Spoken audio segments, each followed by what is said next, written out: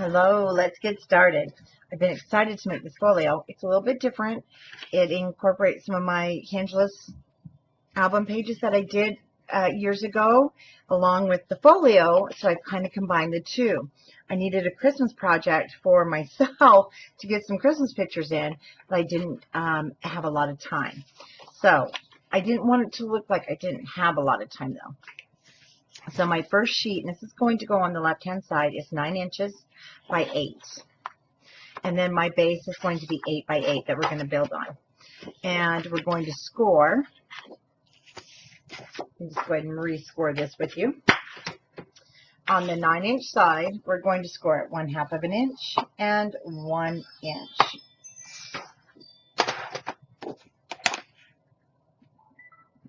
And I do this in every tutorial. I'm trying to remember to get the phone volume off and I forget.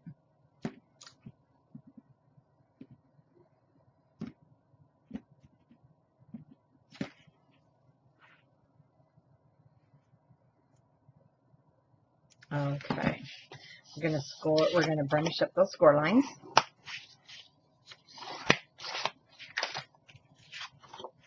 Now on this 1/2 inch, we're going to match it to the base, which is 8 by 8, and I'm going to put it on the back side. So I'm not going to put it on the front. So I'm just going to miter this a little bit so underneath it nothing will show, but this will be down on top of our chipboard because I did want a chipboard cover with this folio.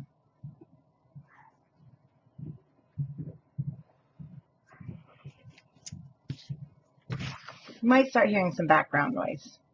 As many of you know, the grandkids do live here, and we kind of have the shared house for right now, which is okay until they get theirs all done. All right. I'm going to turn this over. Now you might see some variations in the color of my paper because I'm using some cardstock, but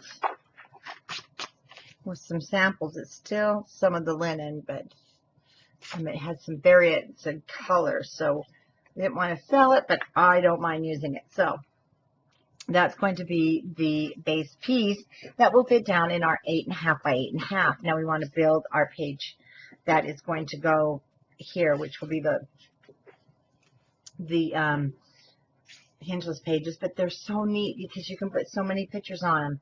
So we want to get those cut.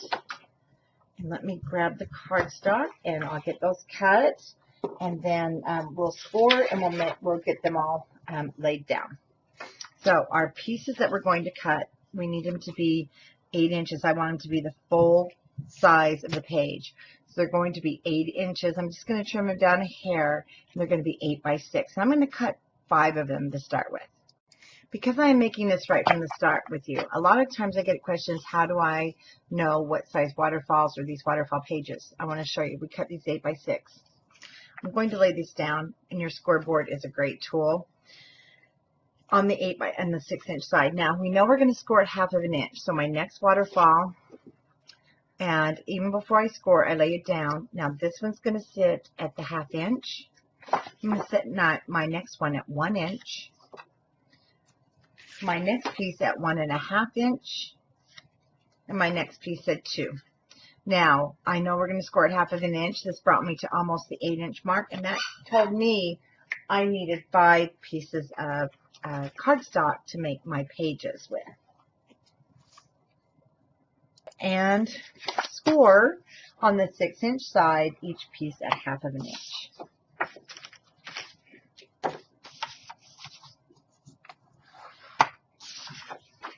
Like I mentioned, I wanted to make my family, I've got some little folios, but I need an album because I want to put those Christmas morning, but I didn't want a huge album this year. Sometimes we just don't have room for those huge albums anymore, and my pictures are actually getting a little bigger now that I have a printer, my Kodak One Touch 4x6, and I have a 2x3, so now I know exactly what sizes.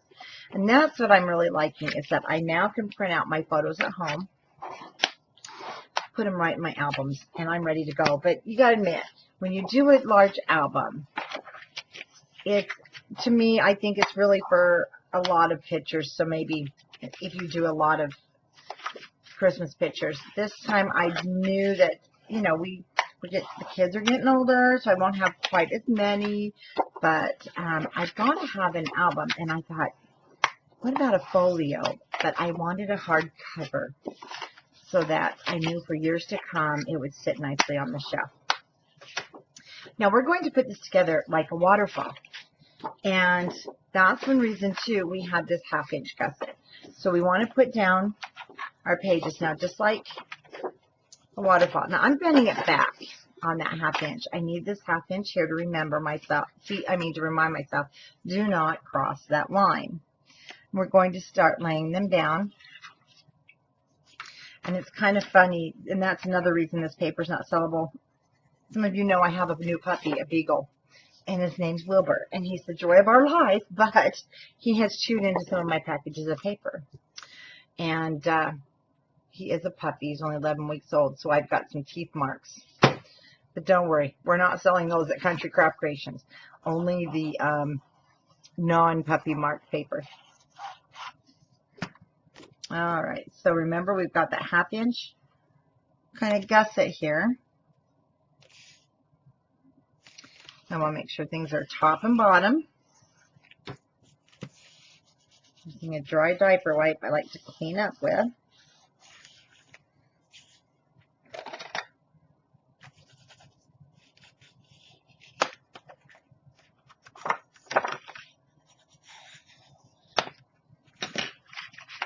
And then our next one can go down.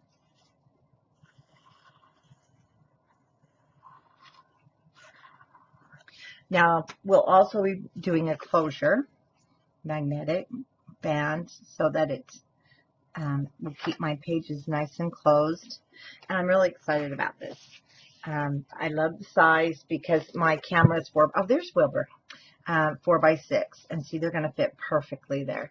And I've kind of gotten to where I don't like to overlap. I like to have the one picture. I guess we all change at different times. We go through, we want everything collaged. Then we just want single pictures. And just different stages we all go through, isn't it? So what we're doing is we're just putting this down. This is the folded right next to where our waterfall piece ended. And that's all that this is, those waterfall the hingeless pages that I've made. I've made them much larger in my Rare Oddities album. The whole tutorial's up. You can make lots of these. You get lots of photo space. And we're not having to put down hinges, which in this type of album is nice because I'm wanting something quick, fun. And yet, you can build pockets on these if you like. Tuck spots. You can treat them like regular pages. There we go. So adhesive there.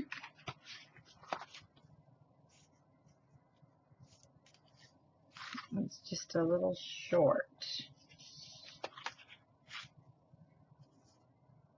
But really, I'm the one that can tell.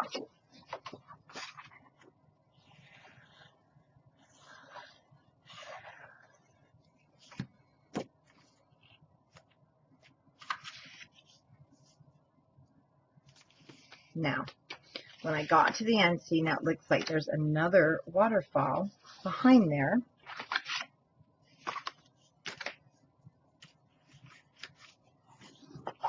But it's just the page.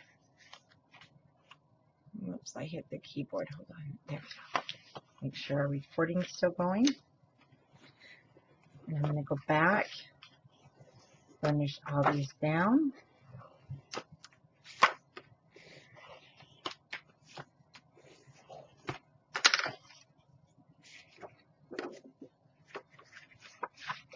We burnish that 1/2-inch square mark.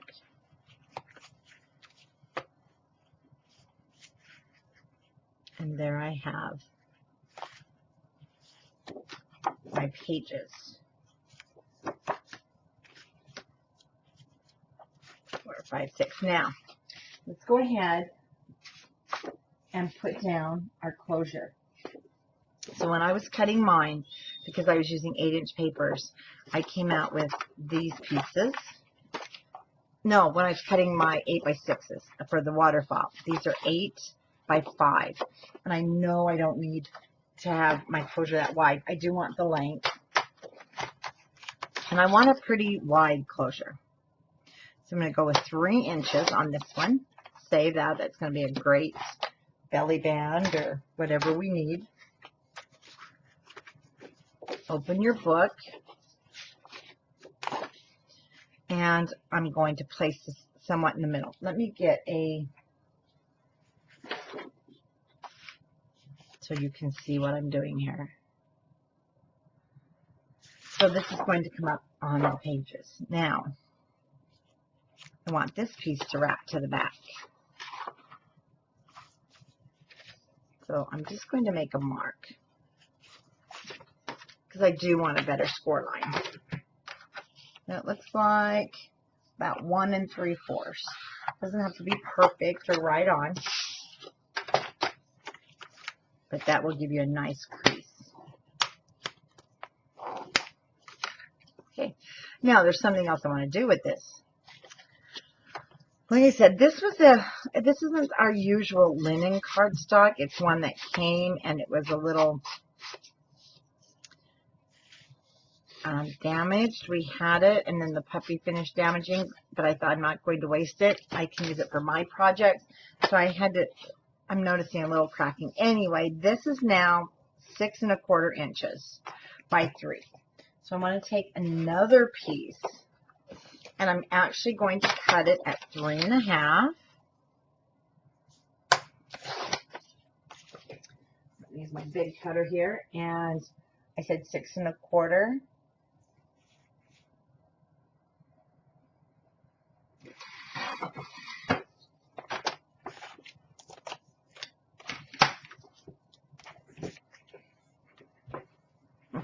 I have this new chair too that rolls, so it's always rolling me from the desk. So on the 3 1/2 inch side, I'm going to score at 1/2 inch.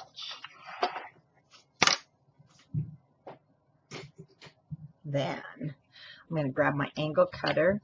You can do any type of corners you want, or you can leave them straight. Because my little closing band, I want to have a flap on it.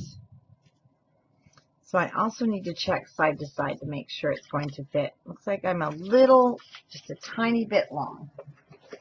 So I'll trim that down.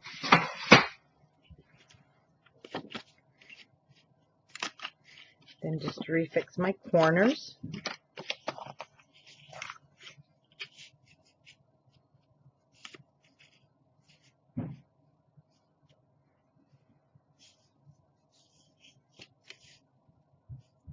Well, and take a hair more off.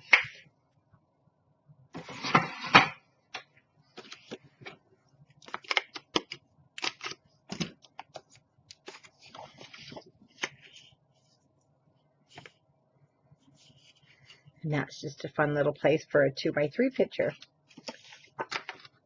or a wallet. The sprocket that you can Bluetooth right on your phone prints 2x3 pictures.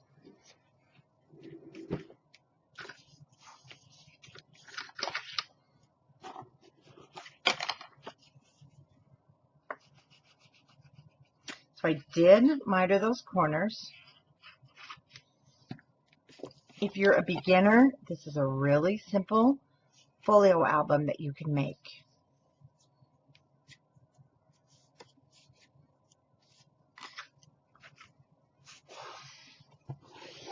And if you're more advanced and looking for a quick project, here you go. Quick, but you still want it to look nice. Okay, so one thing here, when we put this back onto our book, we are going to need a magnet. So we're going to put this down first. So decide basically where your center is, or if you are centering it, or if you're eyeballing it. Let's go ahead and add our adhesive.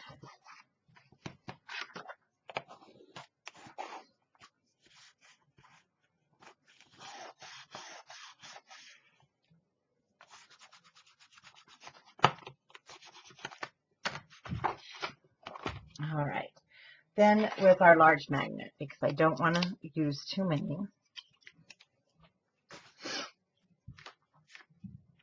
One is actually going to go here.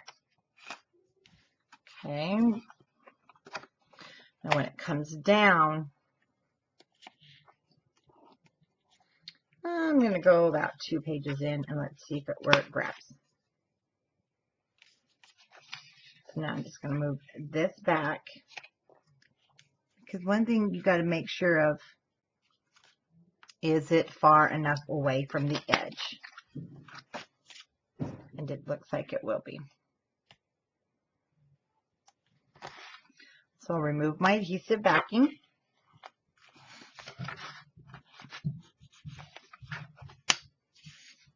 So that will stay closed now. Once again, grab your magnet. I'm just lifting up 2 pages, sliding my finger until it goes there. Okay. Looks like it'll be great. Take it out. Now, this is actually going to adhere down to the page underneath it. So hold your finger on the adhesive part.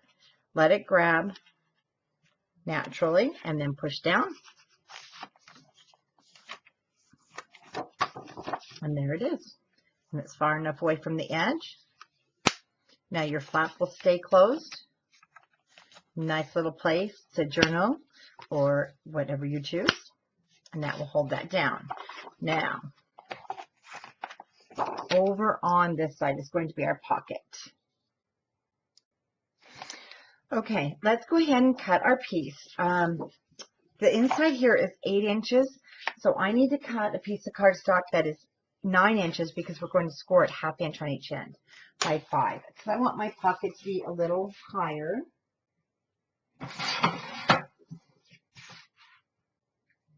And a little bit deeper. So 9 by 5.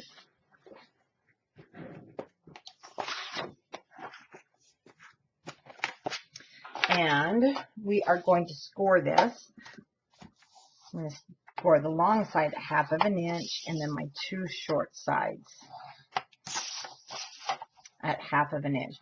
So one thing that we're going to do is we will be matting this. This is going to be called our left side of the folio. We're going to mat it, and then we'll move over to the right side, and then we'll do the cover. So this is a really fun, quick project. I want to go ahead and miter those corners, but I do not cut through that score line because you don't want any holes. Then we'll miter the top, and for this one I'm actually going to be using my crocodile. I'll show you. Let me fold my 2 sides, and one thing that we're going to do before anything though is we're going to put this and make sure that number 1, it does not go into the hinge, and number 2, it does not hang over the edge of my paper. And it looks like it's going to, which just by a tiny bit. Let me see. Looks like just a tiny, tiny bit.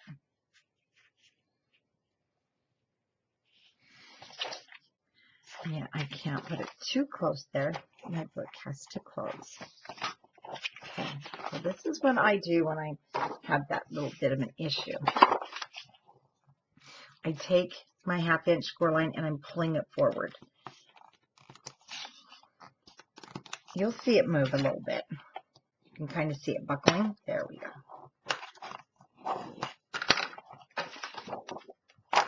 Not enough to rescore it. And now it's perfect. It'll sit right at that score line and it won't hang over my edge, which would drive me crazy. So I want to angle my corners. I'm going to go ahead and really, there we go. take that down deep so that I don't have anything showing.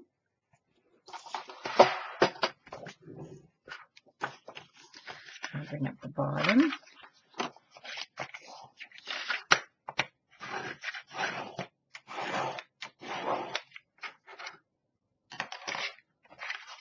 Bring in my sides.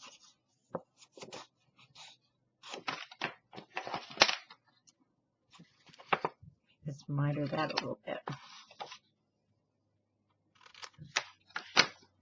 And then we'll get that attached to our page. It's going to be the cover sheet that goes on the first section. And I cut it 7 7/8 by 7 7/8. Now, let me show you what I did for here. So I just picked a spot that is going to be a slot. I wanted it to have kind of that mailbox spot. And so I measured 1 inch from each end. And I did cut it out first. Didn't mean to. So what I did is I just marked it at 1, took my blade along, stopped at 7. That's 1 inch from there. And then I moved it up. Now my blade has some marking, my ruler. It's a quilting ruler. So I just moved it up halfway. It's about 1/8 of an inch slot. Now you can make it any size. Push down, slit it. Now when I get to the ends, I just trimmed. And I do need to trim a little bit more. So I hope that totally makes sense. Really easy to do. Now you don't even have to do this. But I wanted to give it that mailbox look. Now my strips are, so I cut 2 6-inch strips. They are 3/4 of an inch. And then I scored it 1/2 of an inch. So you'll see one side is smaller. Now this is also that coordinating cardstock. And it comes from the night before Christmas. But the colors all match. And it is the Echo Park. And I'm using it in this album since I had some left. So the first thing I want to do is take this. And yes, you'll see it does crack. So when you score, be gentle with it. And I want to put this down on the inside. Because I'm also going to put tags in. Now, even though I don't have glue on this side. Because it moves. And it moved. Oh, shoot. Okay, make sure it's down there where it belongs. There we go. Then I'll just lift this up. Ink that little 1/4 of an inch. Ink it, not ink it. Glue it. Like I said, I want this to look like a mailbox opening, but we'll have our tags sitting in there, or cut aparts, or mats. Same thing. My little 1/4 inch will go here on the outside. This time, I think I will turn it over.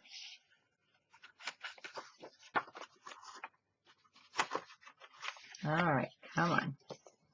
There we go. All right. I am gluing this flat piece.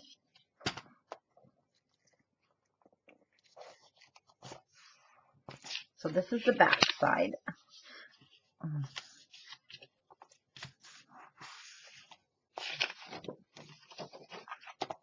See, and the reason I didn't want to cover any of the words, it's really cute, and I just want it to look like a mail slot.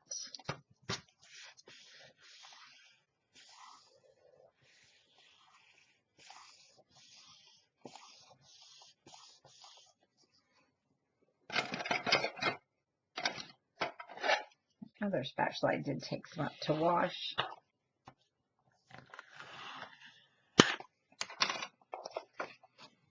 And then we'll be able to, here we go, slide. One reason I like to also, when I do cutaways like this, is I like to put the strip of paper here. It protects that edge. Okay. Now these are a little off, and so that's definitely going to be a place when we decorate that there'll be either 2 poinsettias, 2 snowflakes, something really cute that will sit right there, and it covers those edges so they look perfect. So let's go ahead and mat this.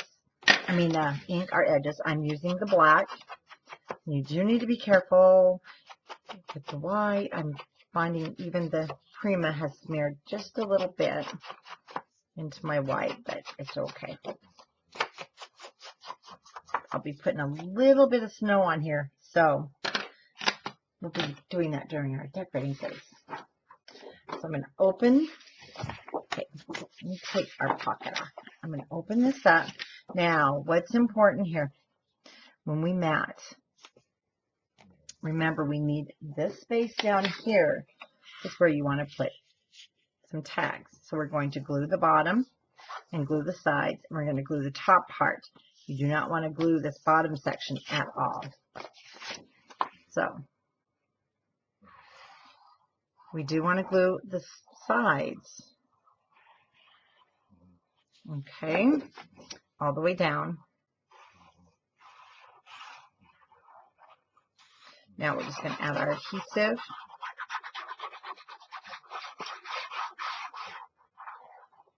And even on the red, we want that down. If you glue from here down, then you're going to have an issue. It's not going to be a pocket anymore.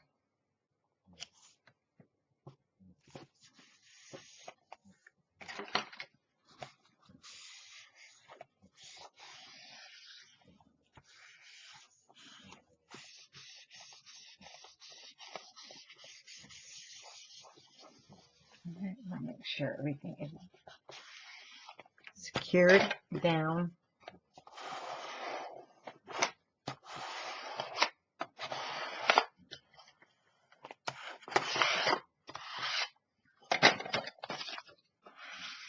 Just like a mouthwash. Isn't that cute?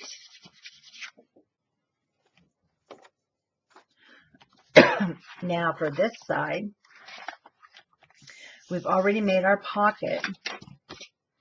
So I want to go ahead and put this down.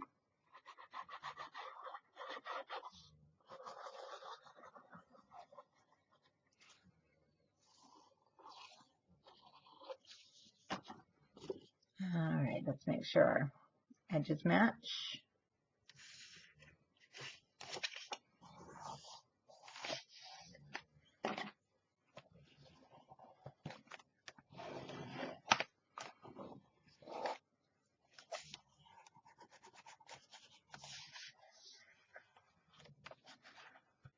Okay, now you'll see over here to the right side, I did cut out my papers, and it does take, going to take 3 of the collection packs, and I'll tell you why. They only have 1 set of each paper in the collection packs, and that's all we did bring in. So let's bring these over. When I cut the waterfall pieces, they were 5.5, and you will have the other halves left. But of course, they're not going to match that way, but they will be perfect for going into the pocket. You'll cut, this is the other half of this. This is 6.5. And I just laid my paper in basic order and then just cut one of the 5 3/8 by 7 7/8 for the waterfall. So now I have left is, now some are directional, so I can't use. Some are not, which are great because now I can choose what I want to use, and it's definitely the buffalo plaid. So that's all the length I need to go inside the pocket, but I do need to cut this down to 7 7/8 wide.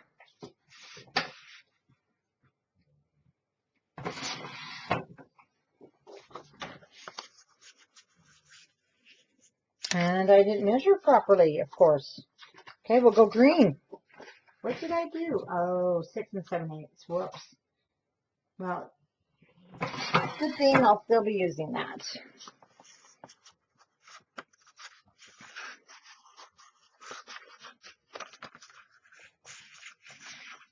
It's a little tight.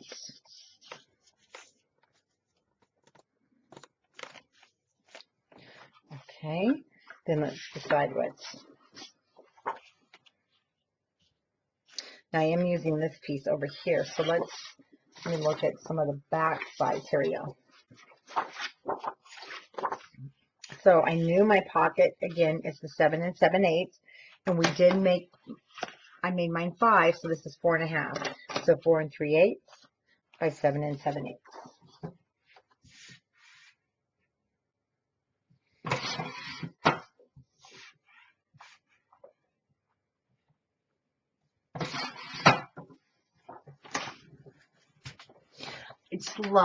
I love this collection from Echo Park. I think it turned out awesome.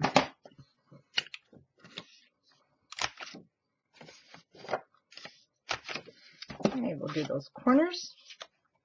Like this. Okay, this is going to be a little booger to get in there, but we can do it. So I only need to ink 3 edges, because one's going to be down inside.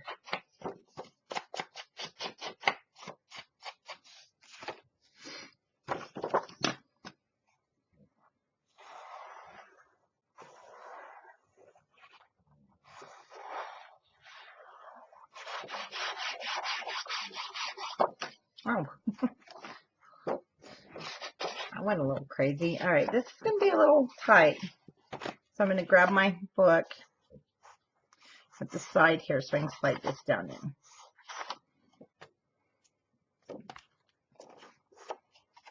This is probably, we should have put the paper and wrapped our pocket, but I did not.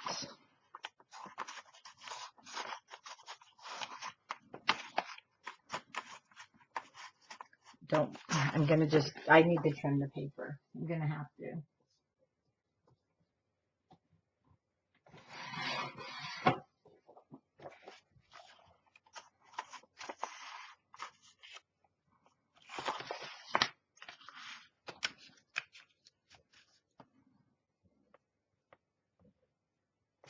All right, the beautiful thing with your art glue, it does kind of have that residual stickiness.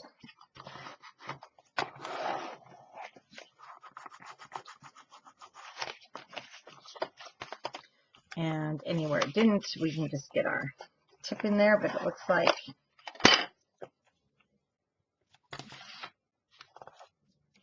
yeah, that's the only thing. This paper does tend to have a white core.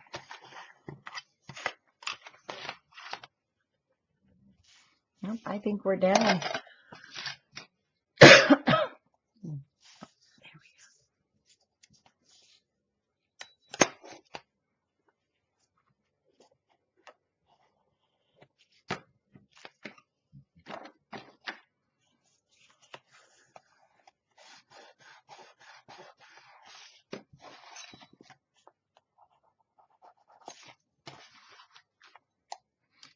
Yeah, next time we will just wrap those pockets instead of doing it this way.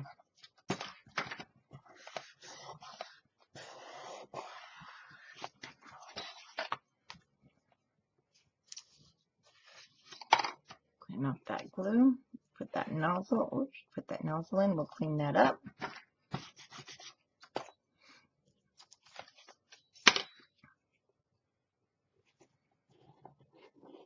I don't have my Cricut anymore, but I use the tools.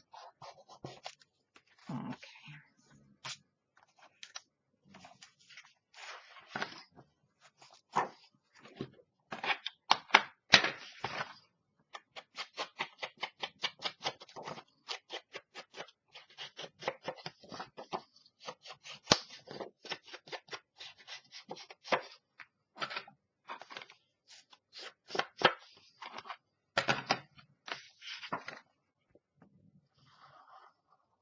For the waterfall pages, I did already ink the edges, yes, off camera so that you didn't have to sit through all of that.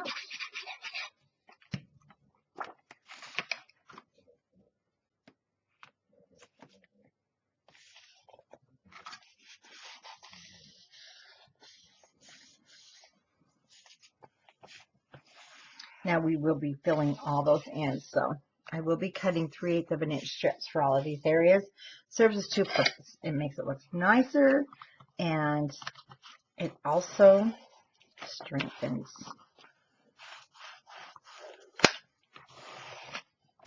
Okay. So let's start here. Like I said, I just started at the back of the paper.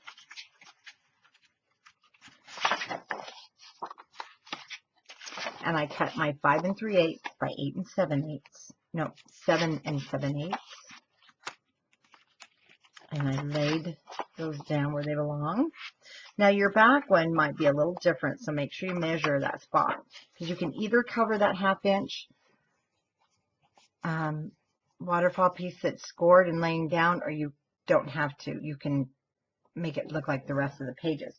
So I went ahead and cut these, so we'll lay those down.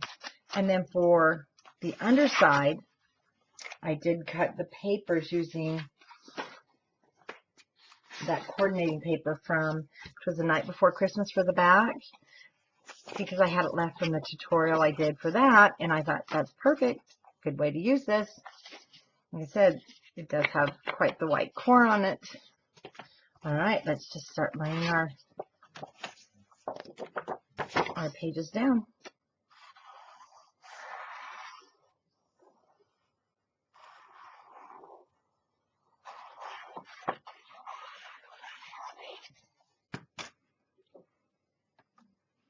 What's fun about this little album is you just kind of watch things come to life.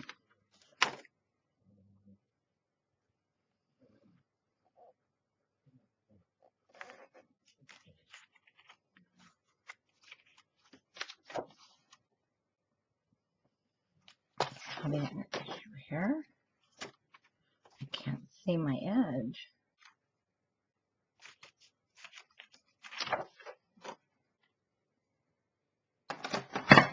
You gotta be kidding me.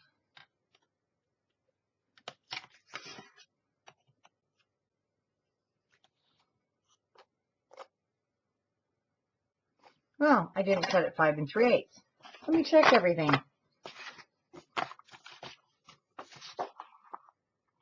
I cut all those, just not the first one.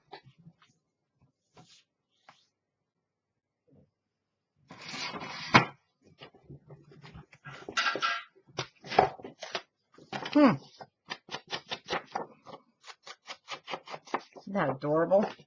All right, let's add a little more glue, art glue. It's kind of dry now. I mean, it dries fast.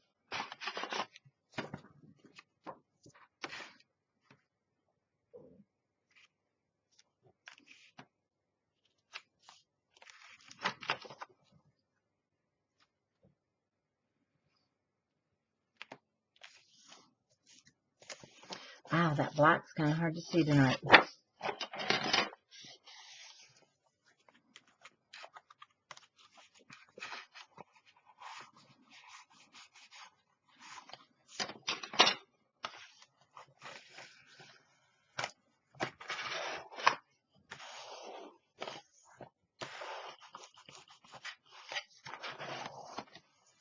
Okay, there we go.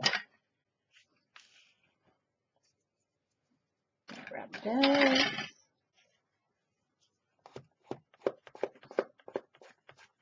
Little water. And there we go. Get that glue off there.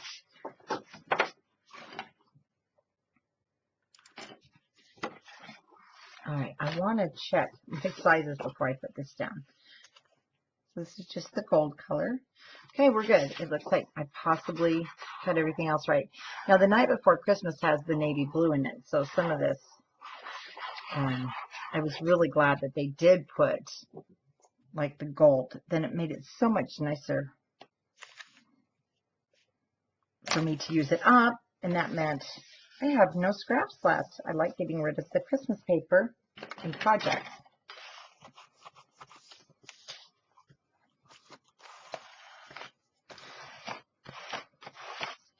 See, these are the spaces I'll be putting that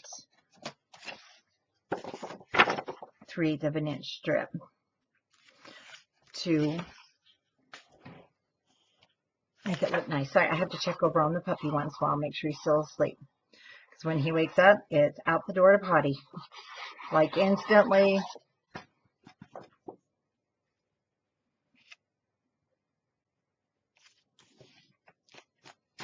It's like the puppy's asleep. It's like that newborn child. Get your work done.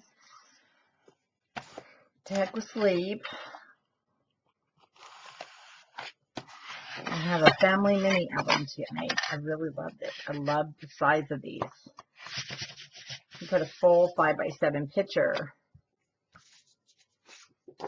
My next one, oh no, it does go. See how it has the cream color? So I really like that. The red's a little different, but you have two different reds. One does go, one does not. Oh, I think there was two reds.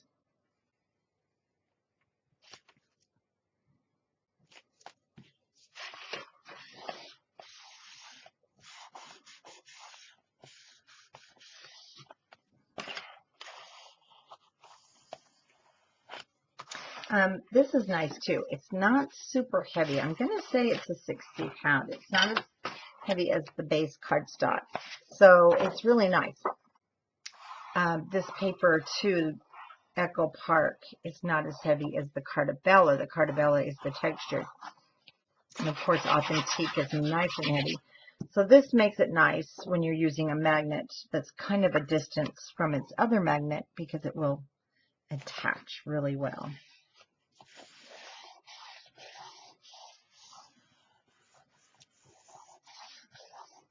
Put those edges sealed so the glue stays in. There we go. Okay, our next piece is going to be this red one. Now I'm thinking it's going to be the reindeer because the red looks much better with the reindeer than the red. And the reindeer are just darling, so let's do that.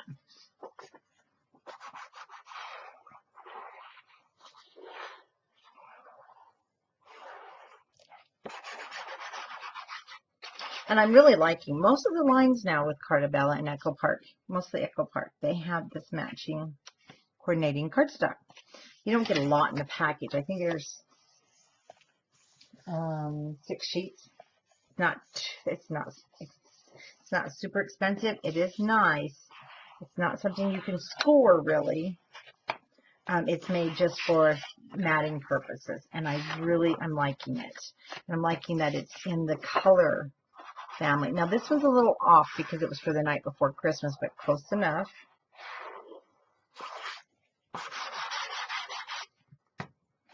And it makes it so I don't have to use my cardstock.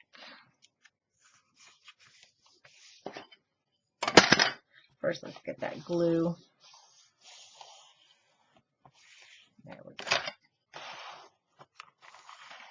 Now, see, you have that 1/2 inch, so you've got plenty of room to put some pictures and stuff here. So my next one is the presents. I'm going with the green.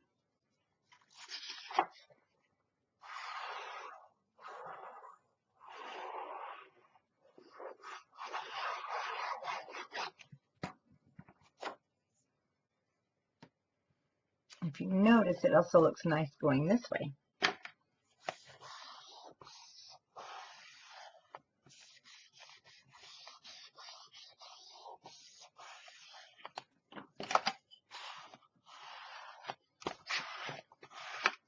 Now, because this album, it's not hard to make, and you can also change some of the things, really personalize it. I can see now that I can get a couple more of these done for the holidays, actually, even as late as it is. So you should be able to get a couple of these done, too, if you're needing some gifts, and you're like, oh, I'm just running out of time. It doesn't matter how early we start each year, and we started in the 1st of August. There's not enough time, it seems like.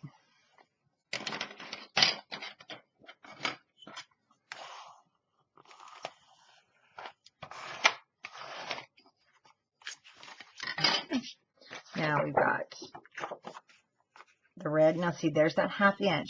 And I did, sometimes I just cover it.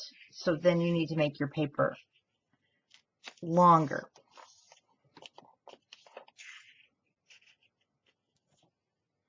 And I'm going to use the gold again.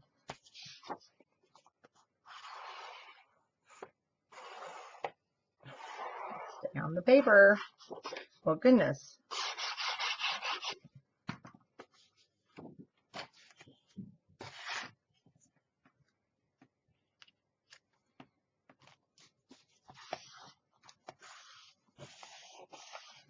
So we get our pages built, we mat them, then we make the cover and they go right inside, and then we go back and decorate. And that's the cool thing with this folio. We will have the chipboard cover. So I like that, like I mentioned.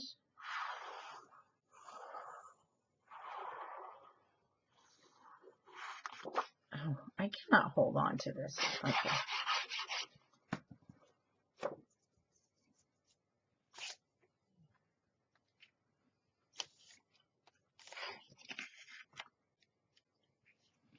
Nor can I see it.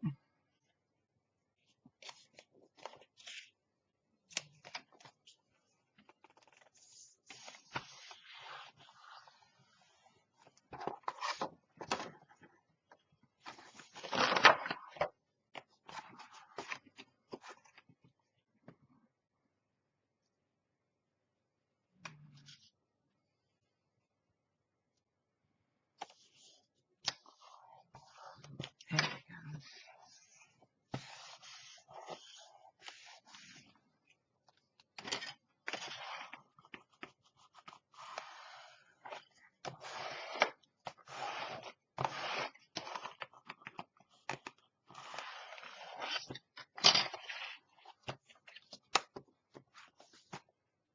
Very cute.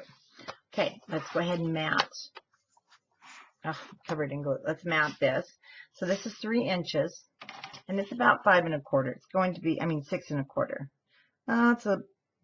My mat's going to be a little short of 6 1/8 by 3. And this is, again,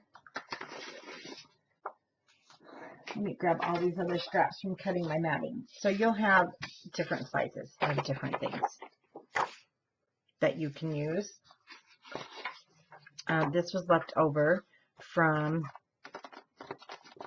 this front piece, and it was the bottom. So it looks like that's going to just be adorable there. I'm going to cut this part off.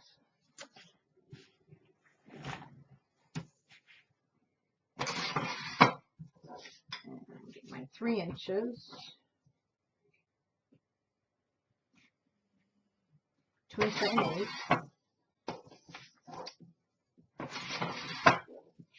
Let's see where we can get with 6.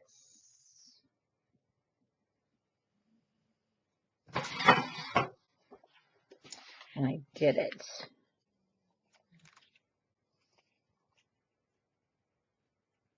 Awesome.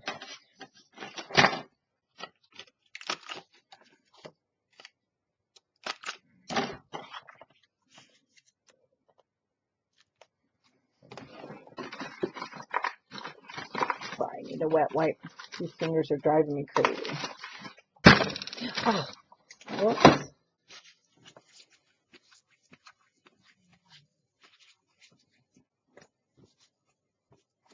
Okay, let me cut a piece for the inside.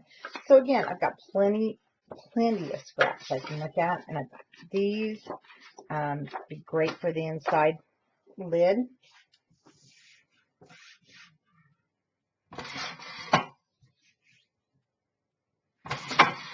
Six and an eighth.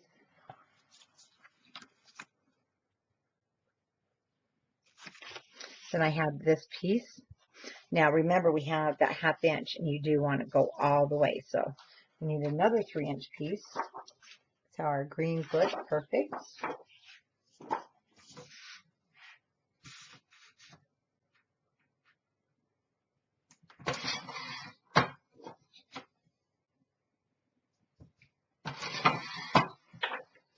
What's nice is you'll really use up all your paper here. Then we need this side.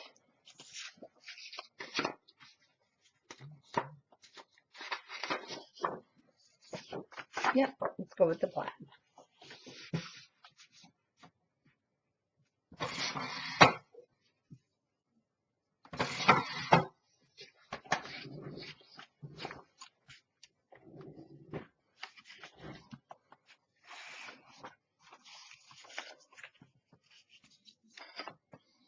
Again, I need to just, oh, we're fine.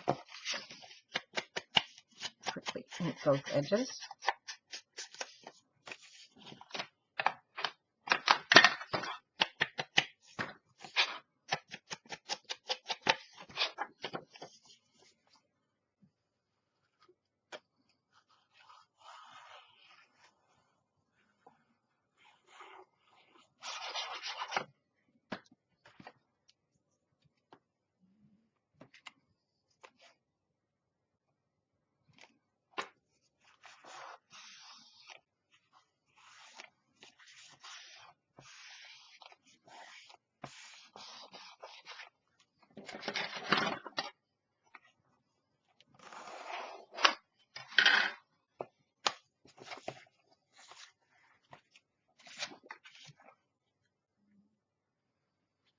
I was able to get the same there.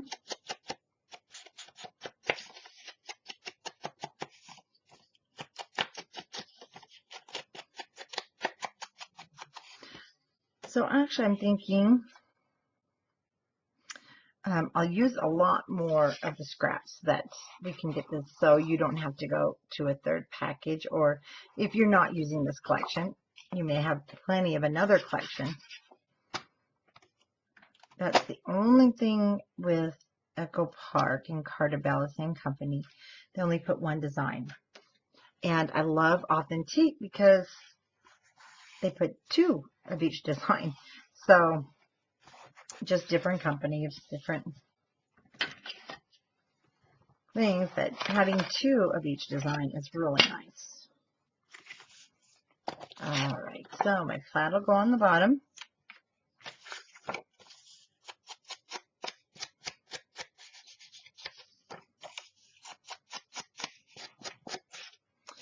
Well, I really did hit that out of the back, sorry.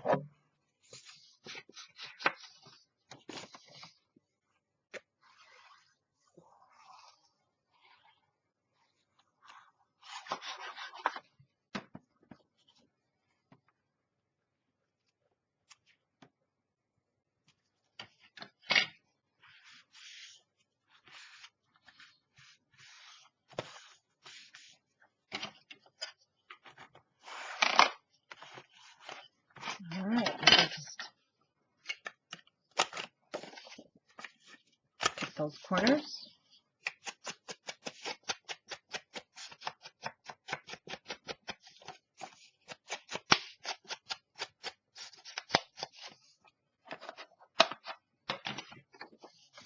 Oh, red or green?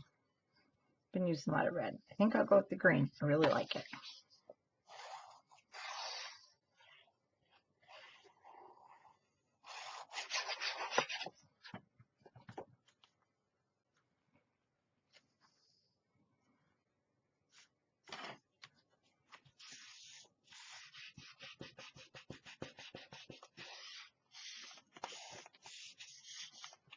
Okay, because I have a magnet there. There we go. I want to make sure that is sealed.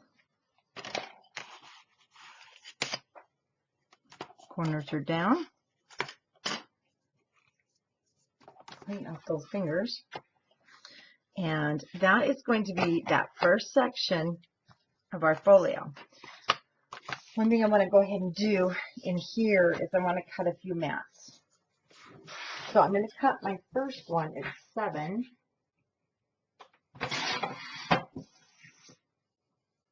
by 6.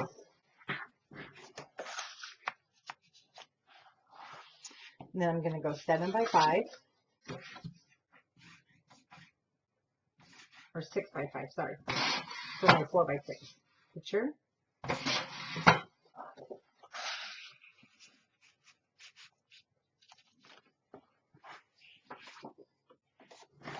And this one is going to be the 6 by 4.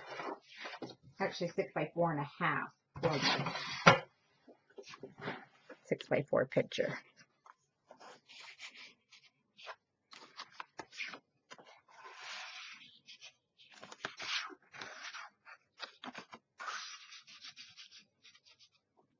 Yeah, however you like those to be. I'm going to cut a little tab before we mat those down.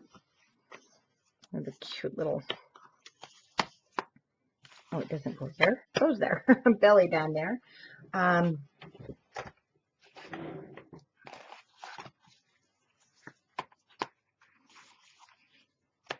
See, I didn't, you'll notice that too. In my original, see, I did not, there's no need to really have a magnet the way it sits.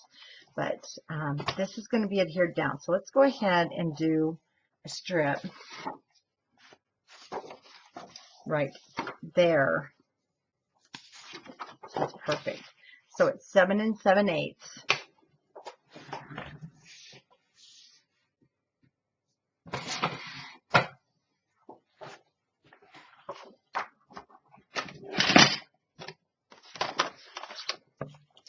And 3/8.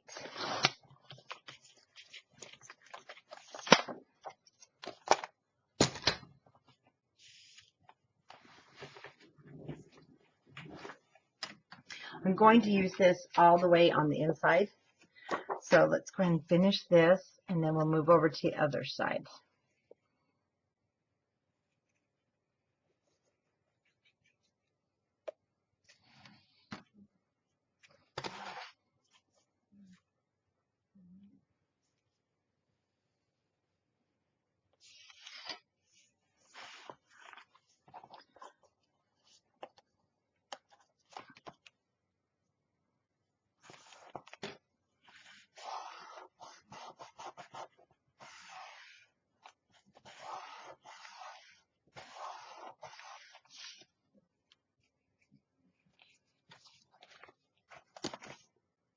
Then it will be glued down because this will show.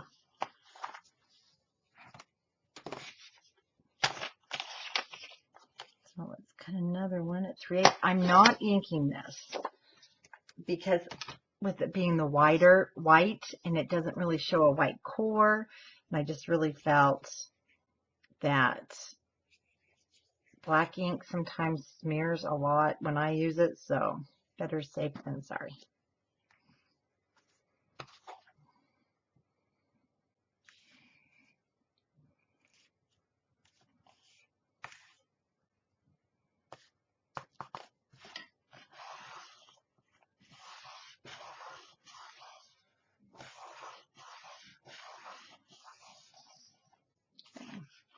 Now we need to cut 1, 2, 3, 4, 5 more. So I'm just going to get this all cut.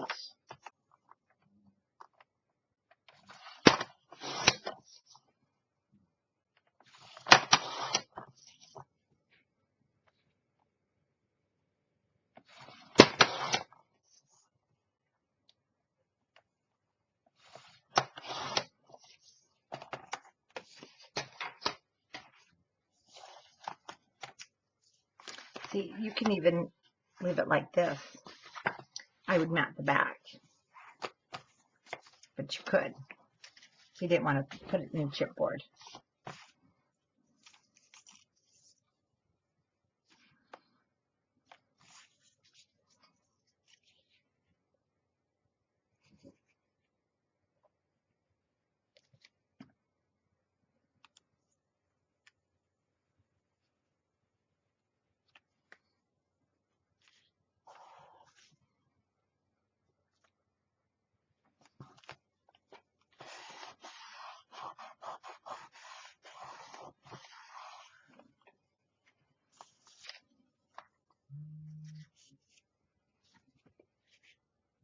Oh, there's 2.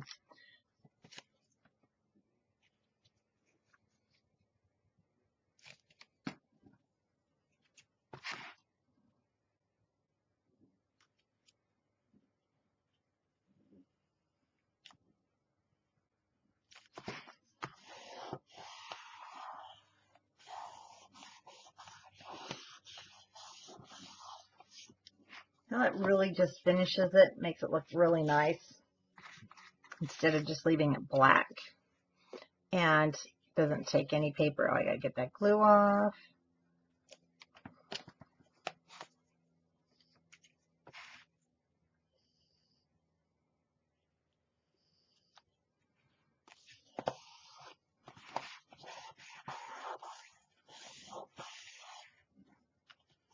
Now, I will be having new puppy pictures for Christmas of him on Christmas morning because he'll have a stocking.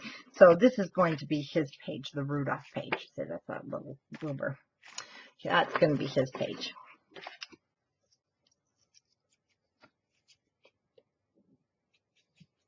Oh, I need to cut one more. What did I didn't count correctly while cutting.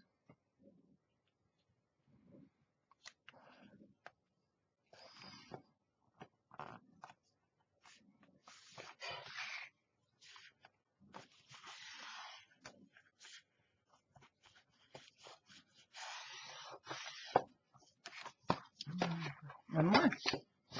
One cut.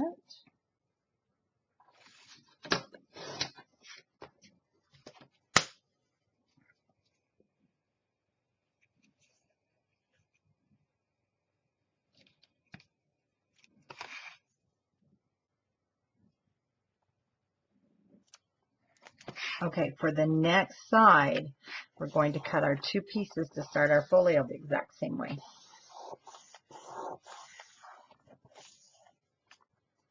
And you'll also love how flat your waterfall pages lay.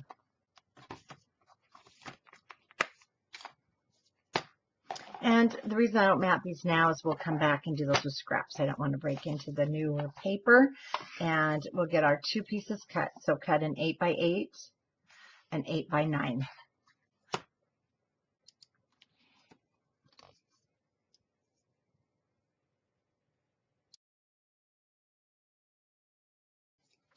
Okay, once again, on the 9-inch side, you're going to score it 1 inch. You're going to score it 1/2 and 1. 1/2 and 1. And I've already cut my 8x8 base.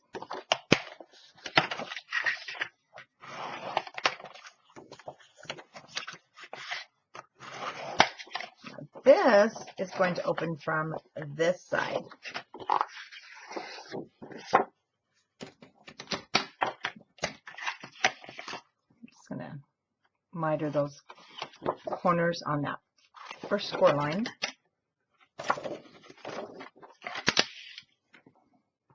Add our adhesive.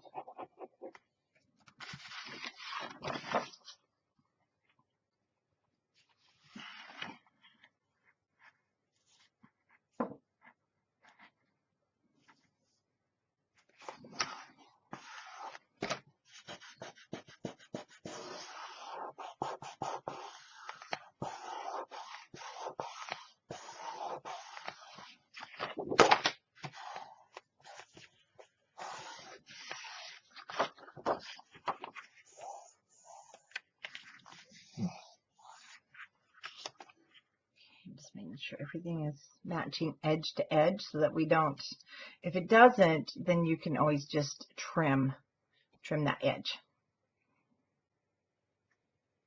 Right there. Okay. So the next piece, and actually I had one that was left over.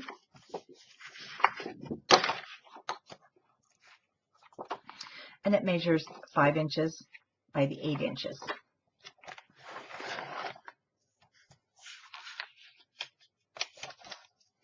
And I'm going to score it at 1/2 inch.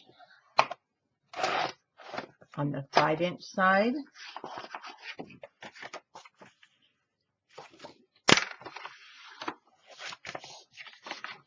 It's going to be that magnetic flap. It sits on the front.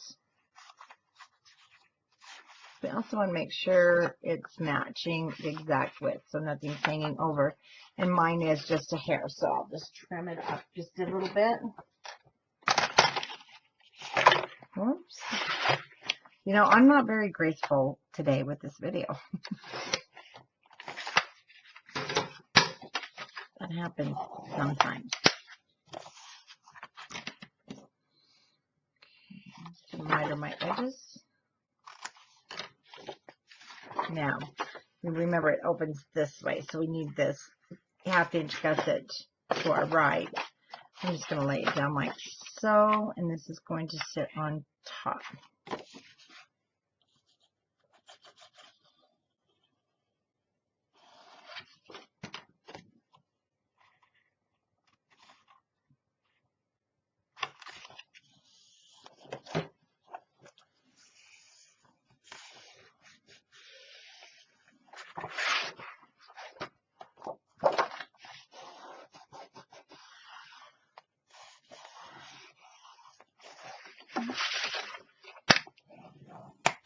Finish that down good. Now, for this one, again, with this gusset, it really makes it nice because it does, and the weight, it kind of just lays shut on its own.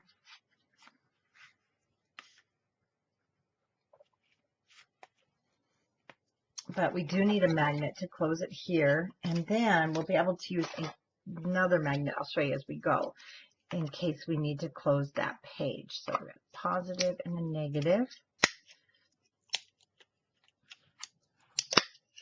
Well, there we go.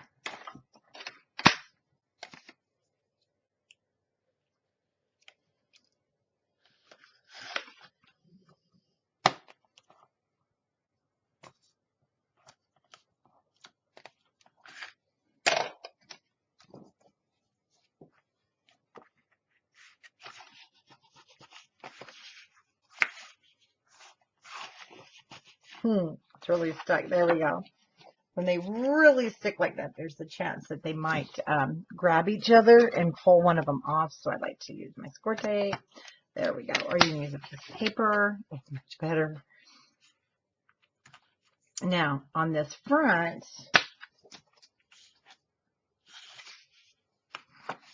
on this inside, I didn't leave room, so actually my frame might go, if I choose, I might be using this frame, because we have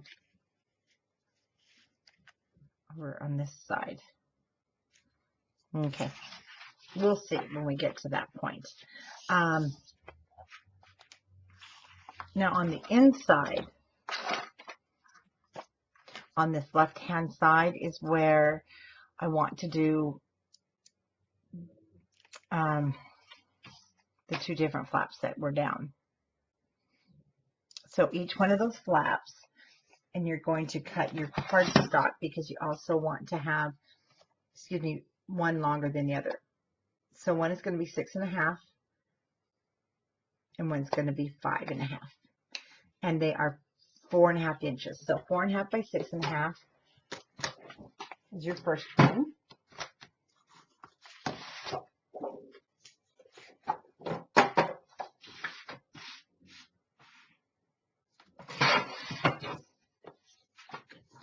Four and a half by 6.5 would be my first one.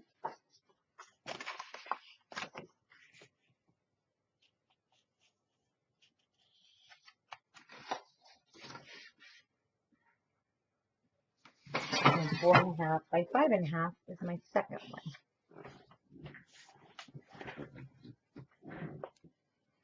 Now we're just going to score. We're going to score across the top at 1/2 inch. Let me just get rid of all this kind of.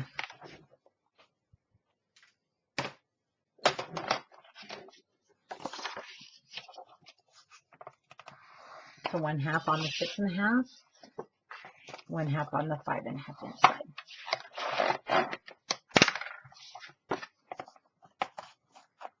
I'm going to use my large angle again on the bottom. You can round them.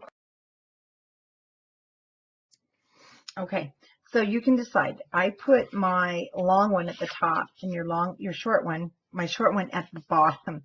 So you can decide if you want your long one at the top or bottom, totally up to you. And I'm just going to use my mat here. So I'm going to put it about 1/2 inch inwards, inboard.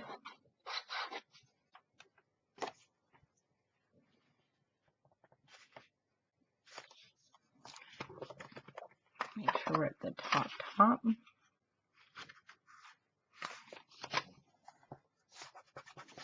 Good thing we're covering that with paper since I've got glue still on my fingers. For some reason, I'm like a glue magnet tonight.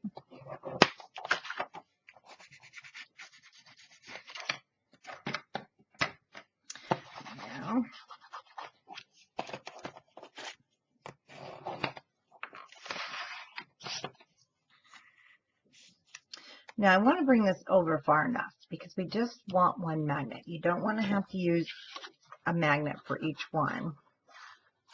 So that's the purpose for our overlapping.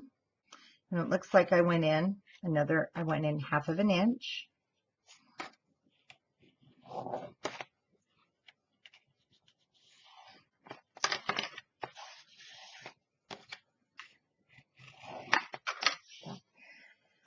So my first magnet is going to sit on my bottom flap.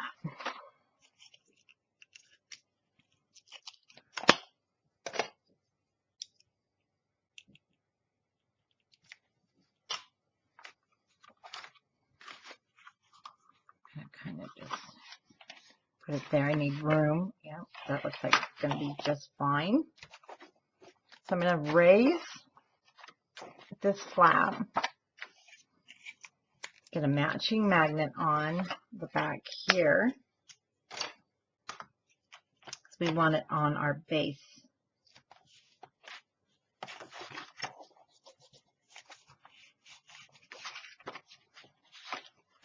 There we go.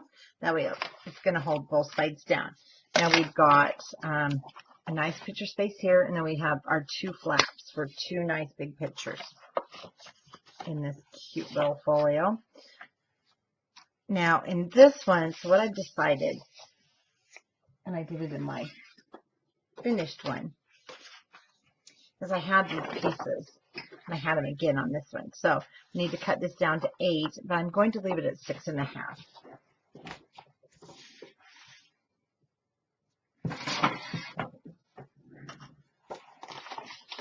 And we're going to score on the 6.5 inch side at 1/2 inch.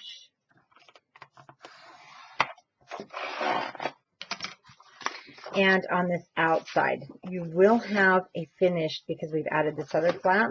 So we're going to add this flap to that edge.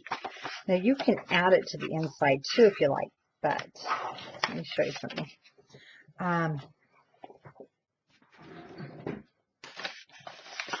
We have a magnet already here. I've got to just determine I need a negative. I don't want to use another set of magnets. So see, this is going to be perfect. It'll attach to this and it'll grab that other magnet. So it's always nice. I call that playing off of another magnet when you don't have to use two of them. Remove that for just a moment. I did miter those corners because it's a full-size sheet. We want to make sure we can hide it under there well of our designer paper.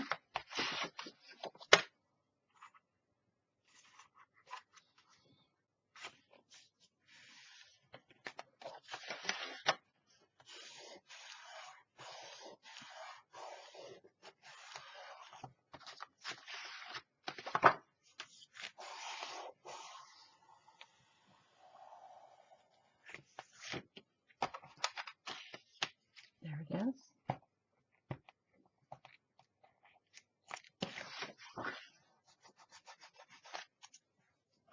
Now it's on this flap that I will be doing this frame. So I'll give you the measurements for the frame. And these were actually cut for us by Heart of Texas Studios. And they're nice because we'll be able to cover them. You've got a pre-size frame with a 3x4 opening, I believe. And this is just 3/4 inch. And then we'll be able to slide the picture in and out. So that's going to go right there. And we'll be covering that here soon. Then we have our flap that opens.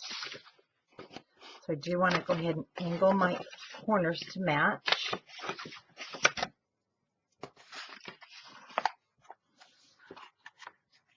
And there we will have the right side. And yet you can still get, you can get 4 photos on there. just cut them down because this is the 4x6. So I can put one up there. See, there's a lot of waste, even when you crop. Then you can get more here. So we're going to go to, there's 4, 5, 6, or one big one. Then you've got 7 that will go in the frame. And again, 8, 9. Just cut your 4x6s down. 10, 11, or just your one big family. Then we have 12. Of course, the orientation would just need to be different. 12, 13, 14, 15, and then again 16, 17. So you've got a total of 17 pictures on this side, and what, about 25 on the other side, depending on how you lay them out. So this cute little folio really does hold actually enough for our family, because some of the pictures you go through and you're like, oh yeah, I need to get rid of those. So you'll also notice how nice and heavy each flap is. And you don't really have to add that other magnet on the inside. So let's go ahead and cover this frame. And then we'll get our pages all the matting done. And this is going to be perfect. All right, so I need to leave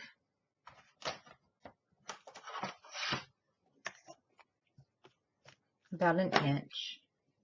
No, a little less than an inch. Because we've got,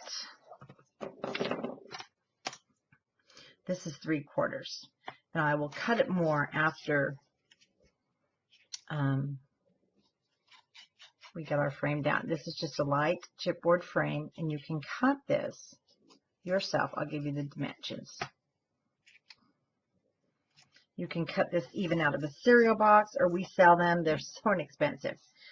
You cut your chipboard at 4.5 by 6.5, no, by 4.5, 4.5 by 5.5. Then you measure 3/4 inch in all the way around, and you'd cut out this circle to get a 3 by 4 center. And just use your blade. I've shown how to do that in other videos. I won't show it in this one since they're pre-cut for us. And I think on our website you get 5 of them for $3.50, so it's really inexpensive. Heart of Texas Studio has cut them for us. They're perfect. They're done on the lasers, and you can have them available.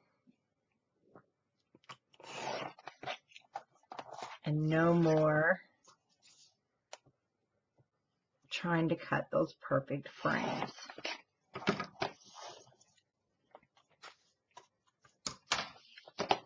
We're going to still need that. And I'm just going to go around this edge and just score it. Then around the center.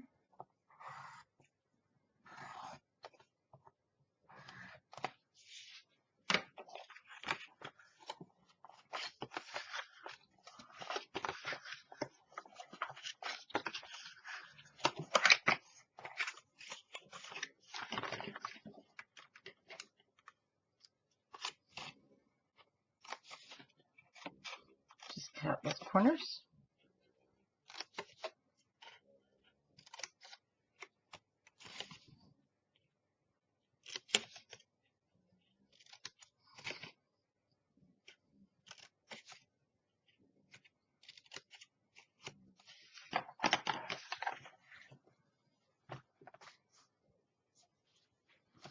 All right, let's just get our frame wrapped.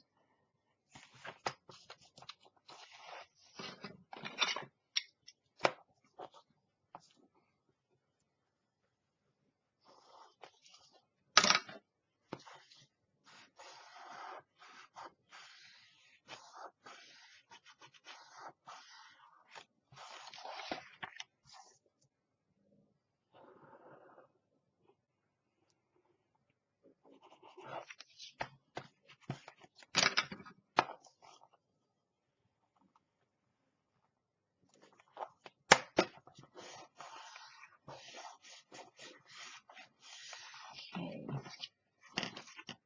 Just going to check my edges just like I do on my mini album covers. If anything's sticking out, you can go ahead and trim it.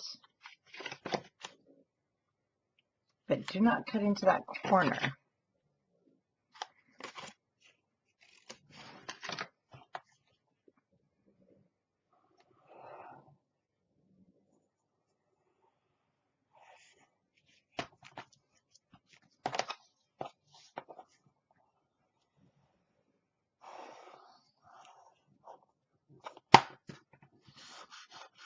And because of the nature of this paper, that's why I'm helping it over. I don't want any cracks. And the glue at the edge will help soften it there.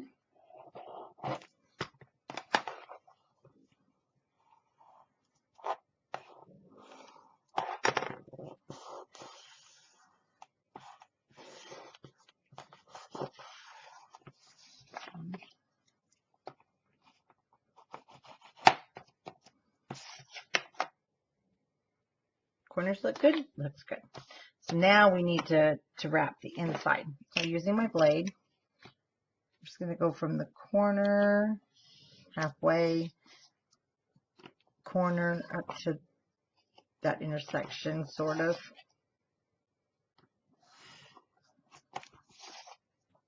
And corner down. Now we need to cut, because we need to wrap this, but we don't need all this. But you need to leave enough to wrap, of course.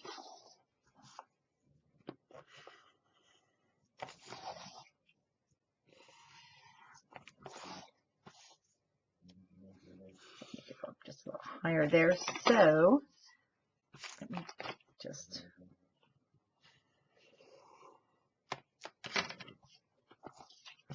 and we already kind of went around there with our scoring, our bone folder. Like I said, this isn't a super heavy frame, so I'm want to be a little careful.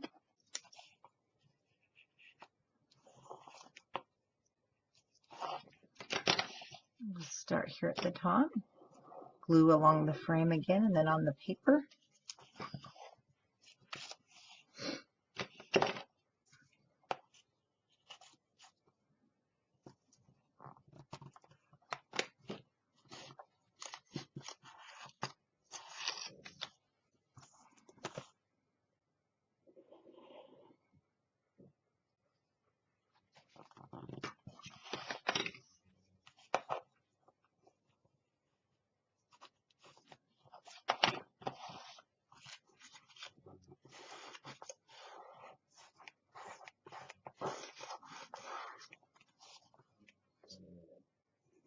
On the edge.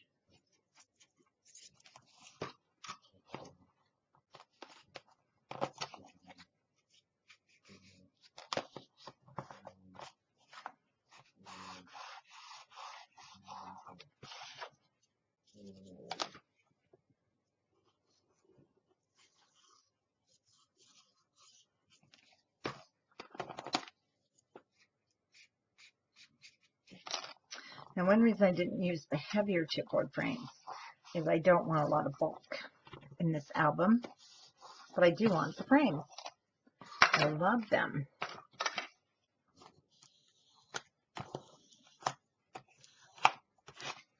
Okay, now let me get rid of the scraps.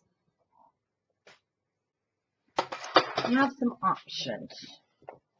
This can go down and you just glue it here and here. See if this will fit. And then you'll be able to slide it in. It will be tight. You can make gussets if you want on the sides. So to do that, our frame is 4.5 because we need one piece that's 4.5 and two pieces that's 5.5. Grab my cutter. And I'll show you how that can be done. So about 5.5. And I'm actually only going to cut these. Oh, that's really crooked. That's 3/4 of an inch. 4.5 and I need one more. Oh, that's not a straight one.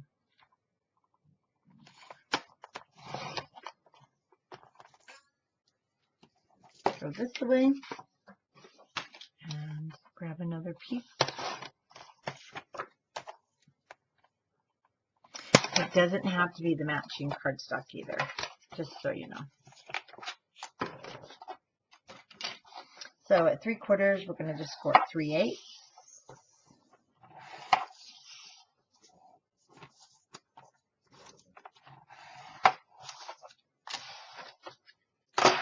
Oh, wait a minute. Whoops, I did 2. And that's okay. We'll make it work. Let's see, it'll sit here. Now, don't cut the corner. I'm just going to cut these ends off here. So it'll sit like so.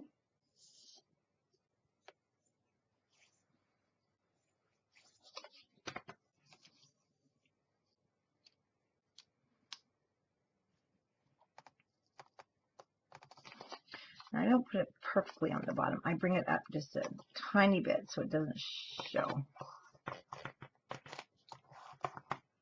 Now when we glue it down, we'll be gluing that down to the book.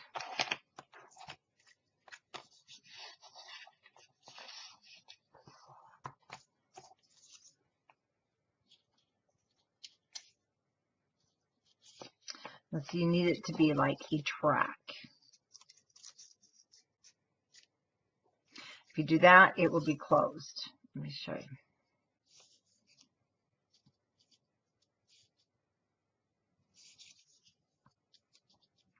So we're going to bring it up. I can't even get anything. My fingers work. So I'm going to bring it just to the top. So when my picture slides in. Oh, but we need to cut this down.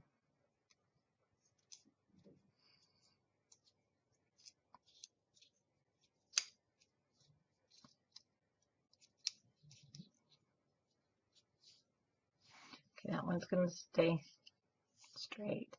These plaid on plaid is just throwing me off. And then going from the corner to the corner, I'm just going to cut that.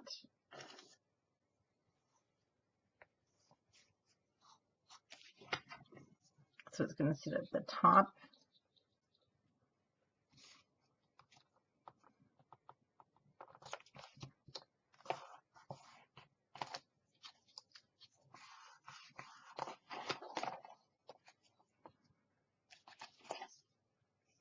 Then I'll just trim that corner. Trim that edge a little bit. Then the picture will slide down. Lots of different ways you can do these. So if you have a different way, that's okay too. Whoops, I need to cut it 3/4.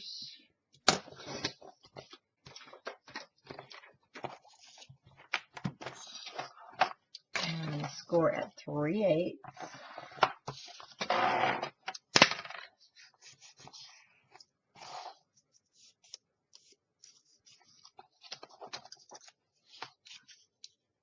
Set that on the inside. I'm going to turn it over. See the corner, and I'm just going to go down.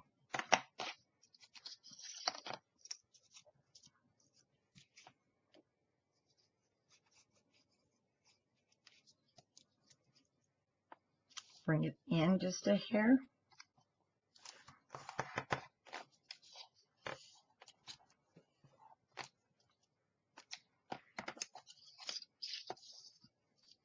Going to cut that corner, but not into that edge. There we go. Then you might have to take a little bit of this corner off as well. Reburnish. Burnish. Now, oops. Glue. Now what happens is we'll glue those down, so your frame will kind of like sit up just a hair.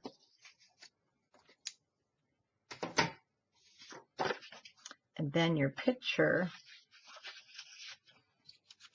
well, we'll be pushing, it'll slide down into that track basically, so that it has somewhere to go. There we go.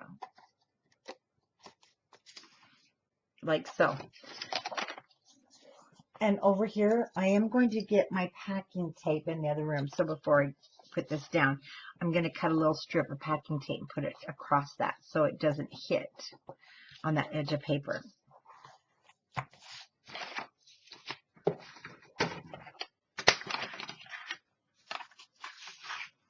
So that's going to go on this flap. And this flap measures the 6 by 8. And I really do like those together. So let me go ahead. I know it's that, but I have to open 2 packs, so we're okay. So 5 7/8 by 7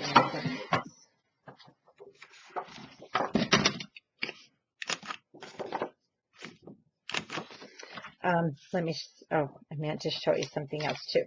So you can put a back on this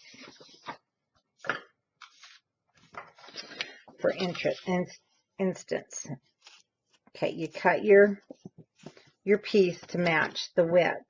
So that would be your back. Or you can have it so the paper shows through. This one's wider. Okay, let me show you. So we would cut this exactly, and then this will sit. So if you don't want a picture in there, you can decorate it. So this is 4 1/2 by 5 1/2. So let me cut this exactly.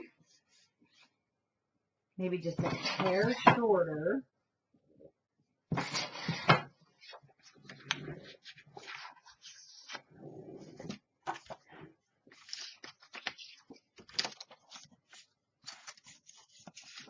Now, you would glue this right on top. I need to cut it a little bit shorter. So I don't want anything sticking out on my sides.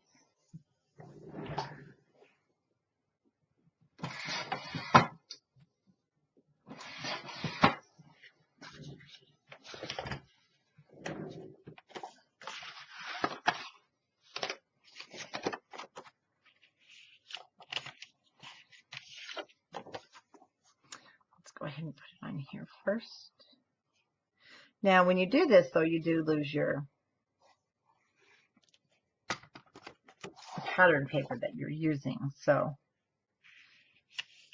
you have to decide if that's the look you want. That's for that one.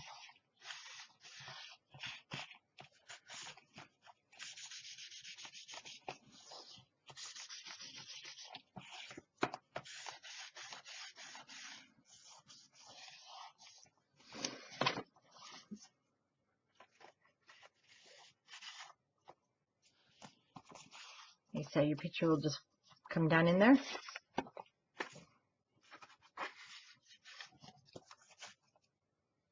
So you can use your frame either way. I told you I was going to put a piece of packing tape in there. Whoops, it's okay.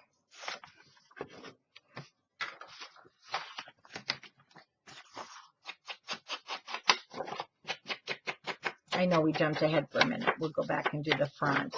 Now I am inking the edges, but I didn't re-ink my inker because I don't want it to be a heavy black. I do not want to smear it on the white. Oh, we could have used some of those. I like when cutouts come out the size that you need to be able to use them. Sometimes it makes a cute matting. Sometimes it doesn't. Oh, here we go again with me in black.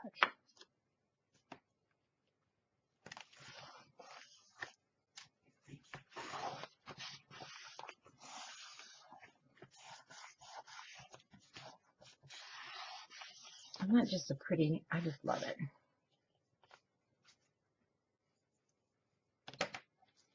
And it's getting to be time to do some cleanup here because I'm losing my tools.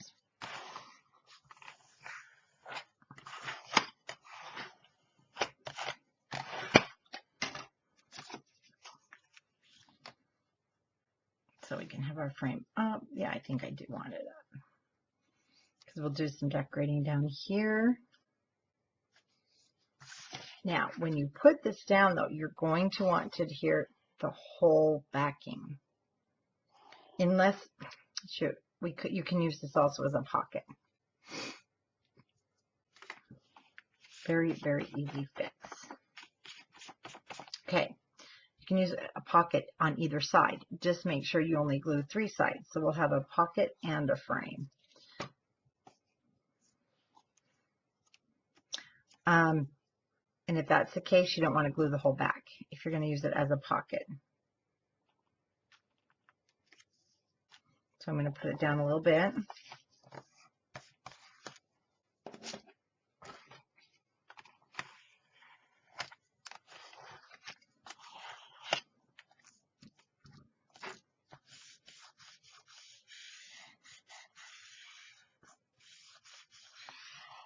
Okay, let everything dry. But now you'll have this here for a picture to go in. But then we'll have a place in the back for a tag.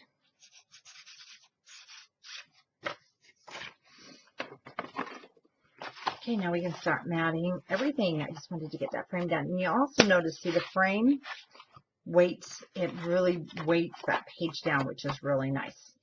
So let's go ahead and get all of our matting cut to size. So 7 7/8 by 7 7/8. And again, with our little side flap here, just cut it your 1/8 of an inch shorter and longer. And we'll get everything matted. Okay, we're back. We finished up last night with the frame, and then I'm adding a few other things. So the flap we already put on, but I'm going to have one here at the top. And it is 4 1/4 by 6 3/4, so that it will accommodate the 4 by 6 cards and a 4 1/8 by 6 1/8 matting piece. Get my red foam folder. And then on the 4 3/4 inch side, we're going to score at 1/2. And I've been mitering all the corners. This one I'm not going to. I'm going to leave it square, and I'll show you what insert I'll be using. So I'm going to turn this upside down. Center it somewhat. Much better lighting during the day than last night. So just need to always forget to get things settled here. There we go. Before we start. So I'm just eyeballing my center.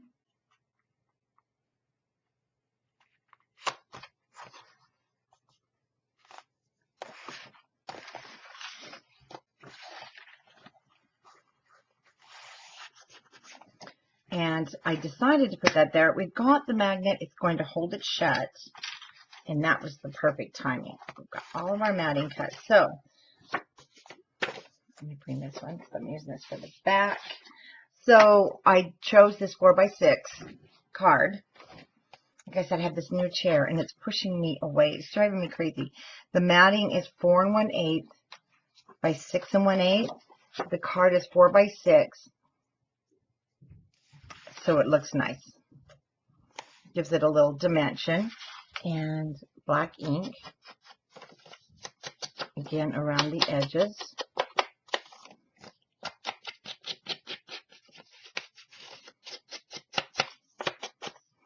Maybe a little bit more is needed.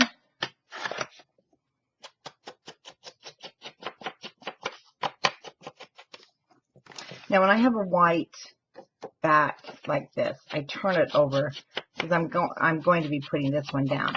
And I actually ink from the back because if you notice, the way I ink, I always end up doing boo-boos like that. So I turn it over so that I just have a nice clean black instead of a smeared all over the front black, which is what I don't want. Oh, and then the plaid.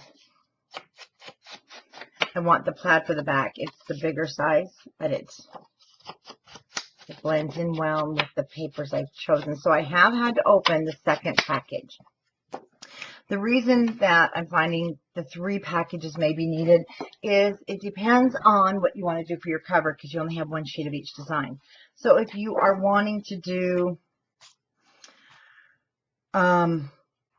something, you know, that you're using for your matting for a cover, that's why you would need your 3 sheets. And I also, oh no, that goes in, that's been cut. Then I chose this. This is the cut apart. Since we have 2 packages and there's 2 sets of cut aparts, I love this. It just has the red on red kind of ghost appearance of wordings. And so that's going to go down first.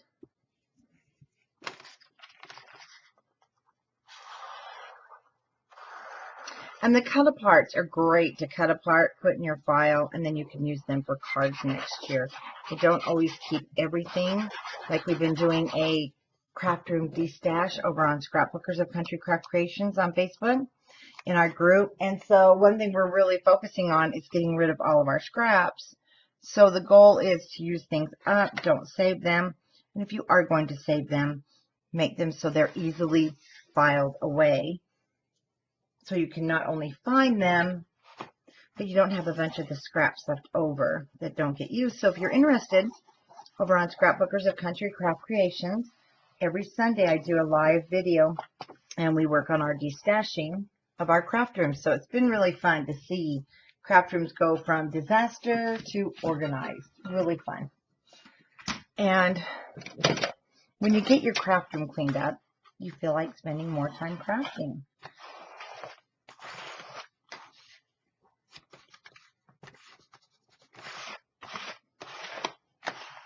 All right. So my next piece, that's 4 1/8 by 6 1/8, and I won't be putting anything on here but pictures.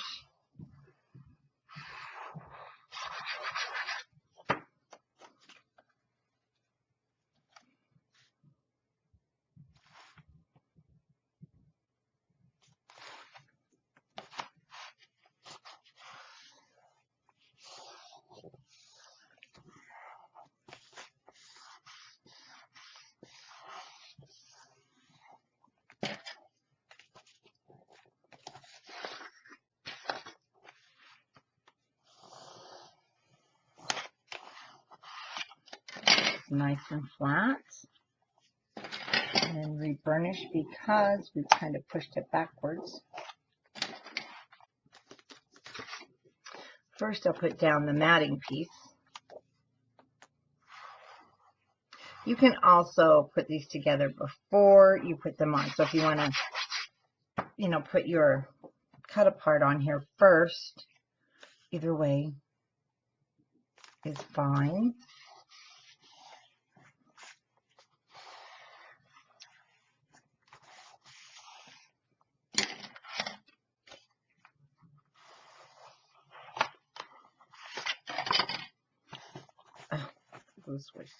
Squish right out. Oh, I forgot. And I need to go over this. There we go. Making sure the tape is around the magnet.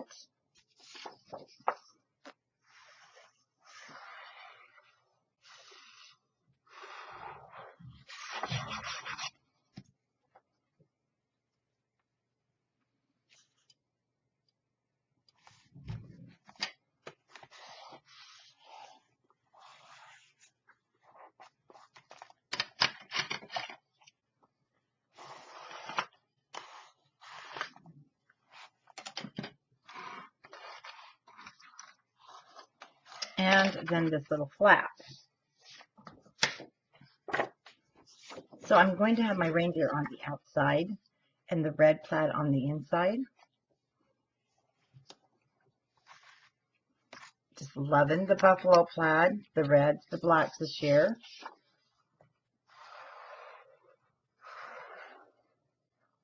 You can dress them up, dress them down. They can become somewhat formal when you add the gold to them. You can just do so much with this.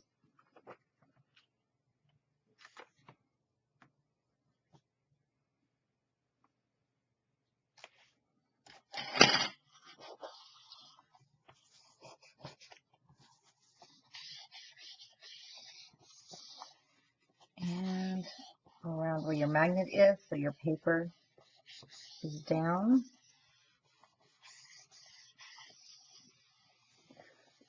Excuse me.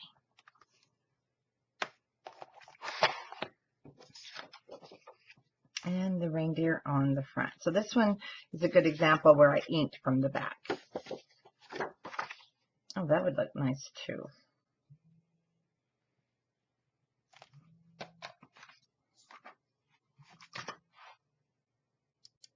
Okay, when the design team calls, I have to answer. So I went ahead and I did use the plaid. I put it down as I was talking, and then I realized, oops, I didn't do that on camera. I like the plaid. It just tied it in. Okay, now, we did this last night. So what I did here, oh, and we are going to add another one of the flaps for our 4x6 card. So this is from the new package, and I'm taking the back side. I haven't used it. This is the 4x6 card, and this is the matting for my 4x6 card, and then this is the back, or no matting, and that's the back. And then this is going to be my piece for the inside. And what I did is, I believe that was 6 inches, so I cut this 5 7/8 by the 8, or 7 7/8. First thing we want to do is our piece for our cut apart. When I saw the cut apart, it's just too adorable not to put on. This is the back side. So I did have to cut that from a new sheet of paper. I will mat this here, and it will go on the top. And then I can write on here. And then for the back side,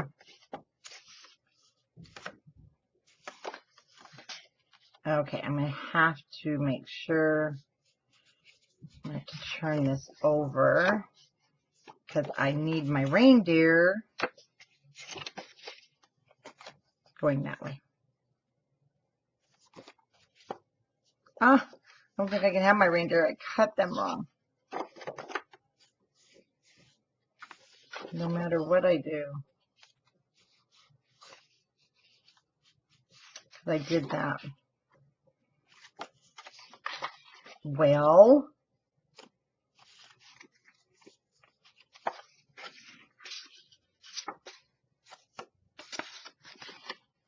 it's going to be the plaid. Don't you hate when that happens? I don't think I have another little reindeer piece. Oh, I do.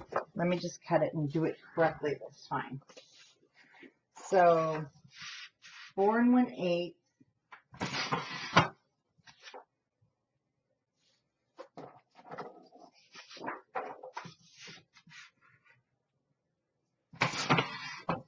By 6 1/8.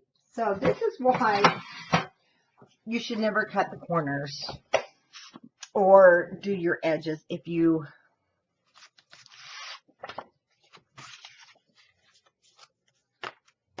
there we go. Haven't laid it out yet. I'm still going to wait.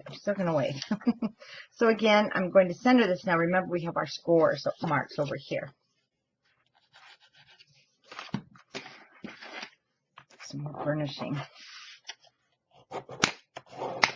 It's linen paper. You really do have to burnish.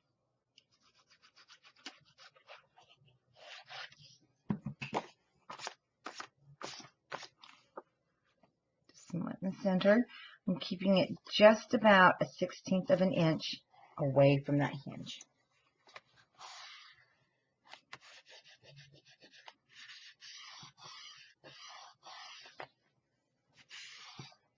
This magnet is what will hold it down. So now we can add our, oh, one thing I didn't mention, when you do keep it about a 1/16 of an inch away from the score line,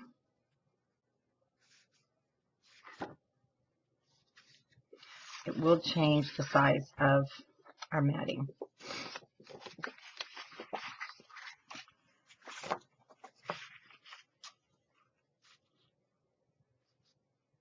And I don't want it to.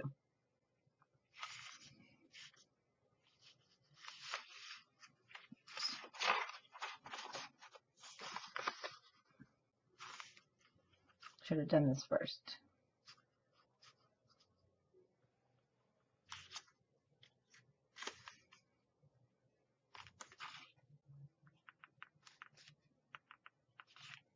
All right. Now we'll get that on there straight. Like I said, this glue has somewhat of a residual, so it's kind of nice. It dries, but it's still a little tacky, so it'll hold it in place.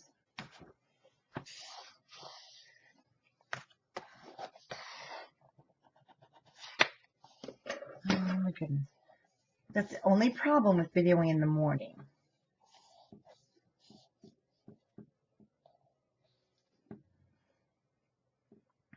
Lots of questions from the design team. So I just texted back real quick so we can keep going on our video. So I really want to get this done and up for those of you who have requested this little folio. So you don't have to wait. So I know we're kind of in the crunch now to get done for Christmas.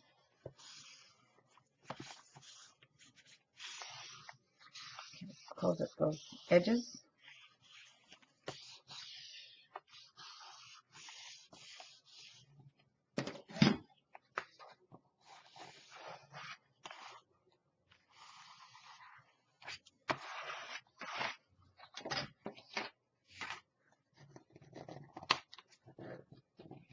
And then really burnish that down. Let's make sure. Nope, we're just fine. Now I'll mat the back side with my reindeer, and I'll cut them correctly this time. And again, we have a white front, so I'm going to ink it from the opposite edge.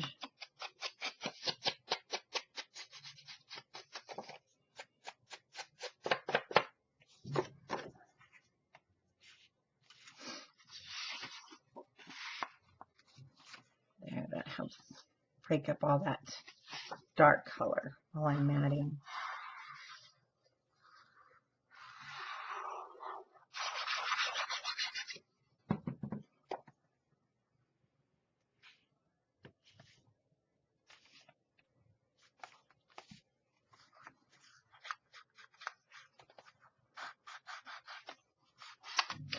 Oops.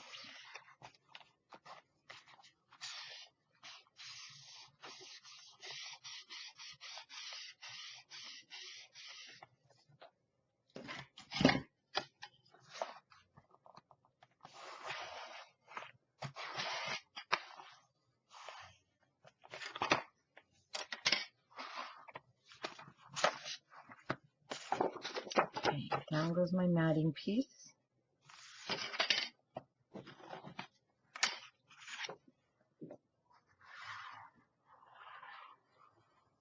Again, this mat was 4 1/8 by 6 1/8, same size, because the cut aparts are either 2 by 3 or 4 by 6. And they have some that are 4 by 4 sometimes.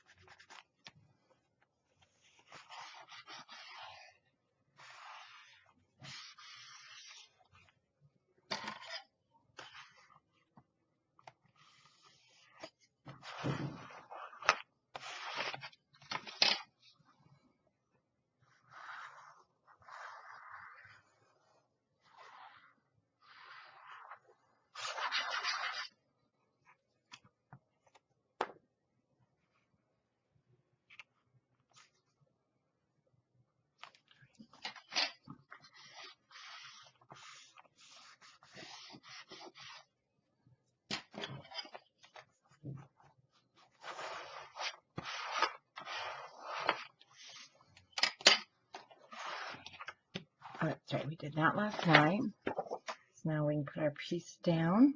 That's 5 7/8 by 7 7/8.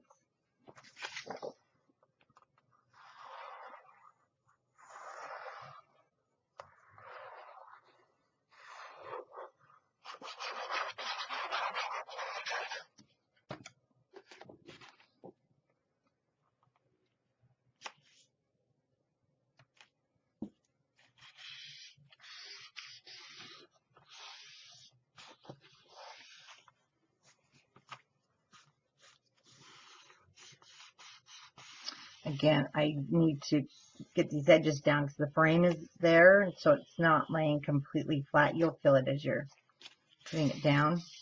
Then we have a magnet there.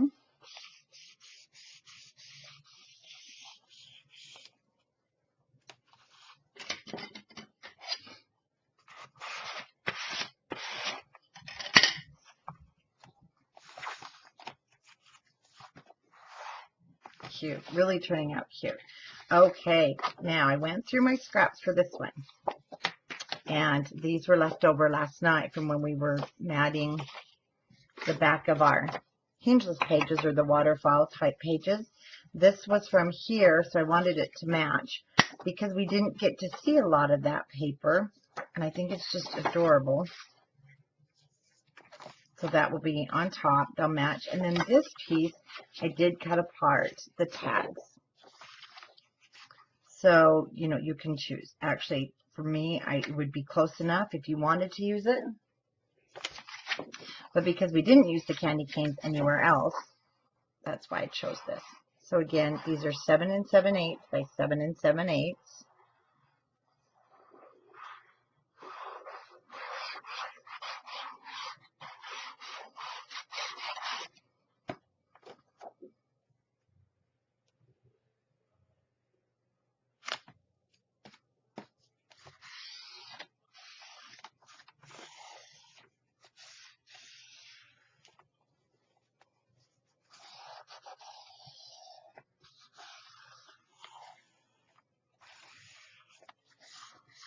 Magnet.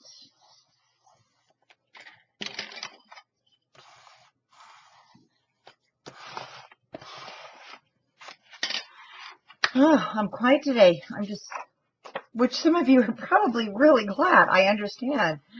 Oh, having a new puppy is exactly like having a new baby. Of course, today he's 11 weeks old, my little beagle. But he still has to get up in the middle of the night to potty, not be fed, thank goodness, just go to the bathroom. But he did stretch it out an extra hour last night. Instead of 2 o'clock, it was 3 o'clock. So I'm just kind of quiet. I'm looking forward to the day he can hold the bladder all night long. But he's adorable, so he's been worth it. And to think we almost got 2 of these. Two of the puppies from the litter. They were so cute, but cute does not get you sleep at night.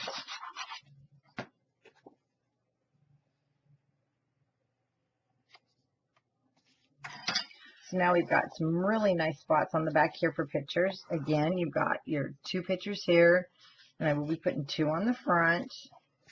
So 5, 6. I can get 6 pictures on this spread. And then you'll have plenty of the paper left over if you want to mat your pictures. But you don't have to. I just really think that, I call it subway art, turned out really cute.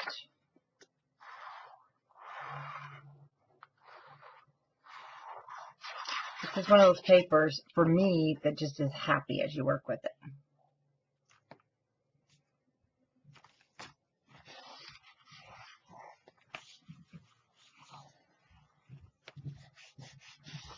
Now for me, this is the little piece that has the magnet. So it needs to go down on top of the bigger flap.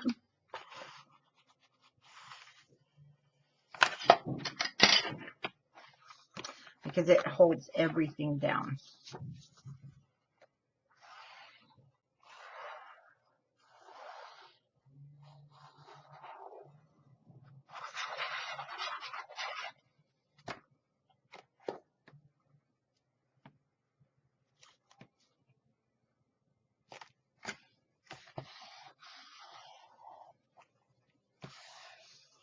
And you know, it has a good feeling too. Like this is a grown-up, I mean a kid page. This is more of a grown-up page. So I've definitely got different feelings for different pages here, even though there's just a few pages for the different scenes that I would want to, or different pictures put in my book. Remember, that folds over. This we don't mat. That's going to be attached down to the book. But we do want to cover in the 1/2 inch here and here. So on this one, we only have 2. And we need them to be the 3/8. And you've got lots of great scraps right now. So let's look through.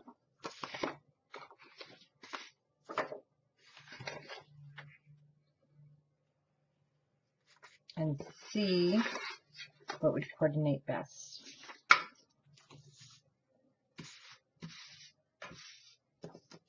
Let's check. Oh, we don't.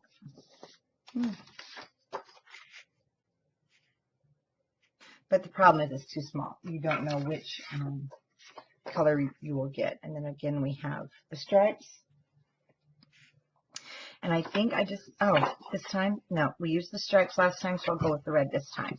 Looks like we are already at 7 7/8. And I just need to cut 2 pieces that are going to be 3/8 of an inch.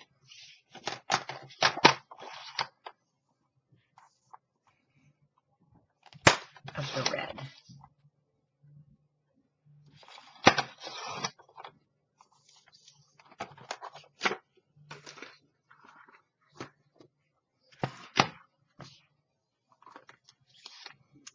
My calendar thing keeps coming up. There we go.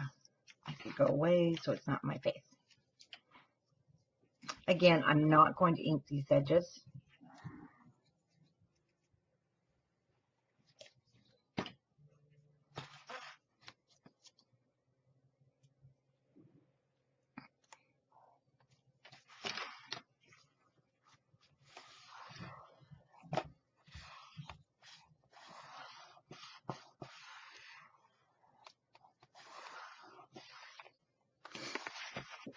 And then for this piece, we'll open the book flat so that you can push it down.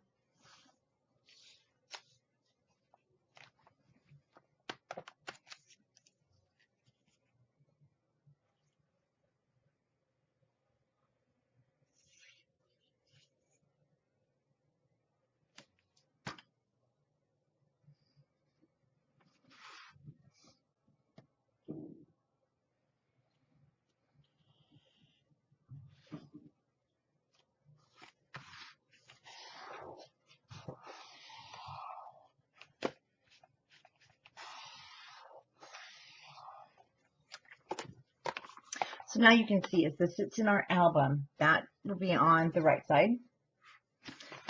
Now, let me check. We can also have them sitting like this. The thing is, the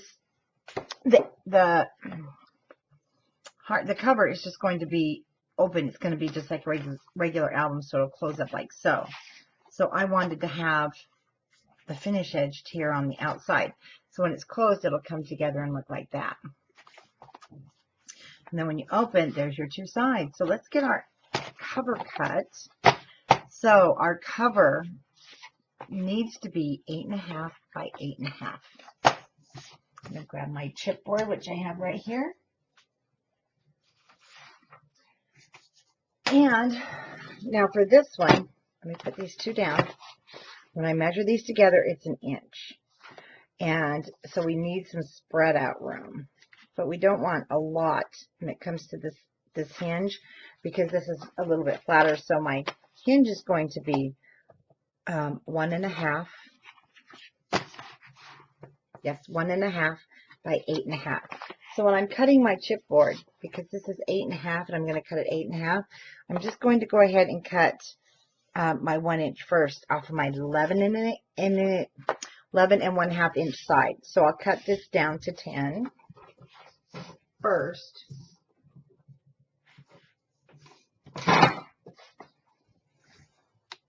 Oh, that was not smart. So now I'll cut it down to 8.5, which is perfect actually. Keep that 1 inch piece, you never know. There's my 1/2 inch spine.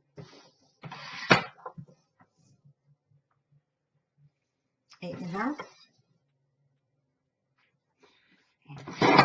Just trim that up for my 8.5.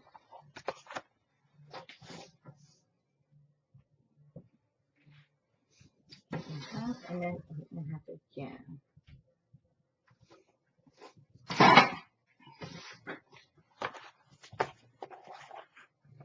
Put those away. So we have 8.5 by 8.5 and 8.5 by 1.5. And I do want to get my 12 by 12 now black cardstock. It'll be easier to cover this with.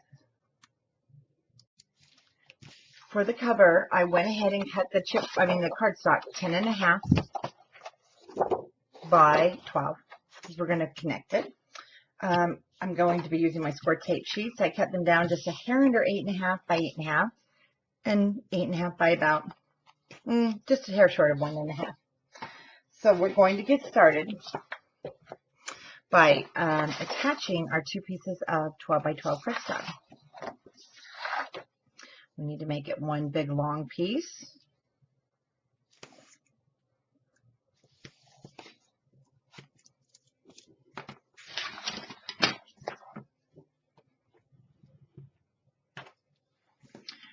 For my convenience, I do have the bigger cardstock sheets.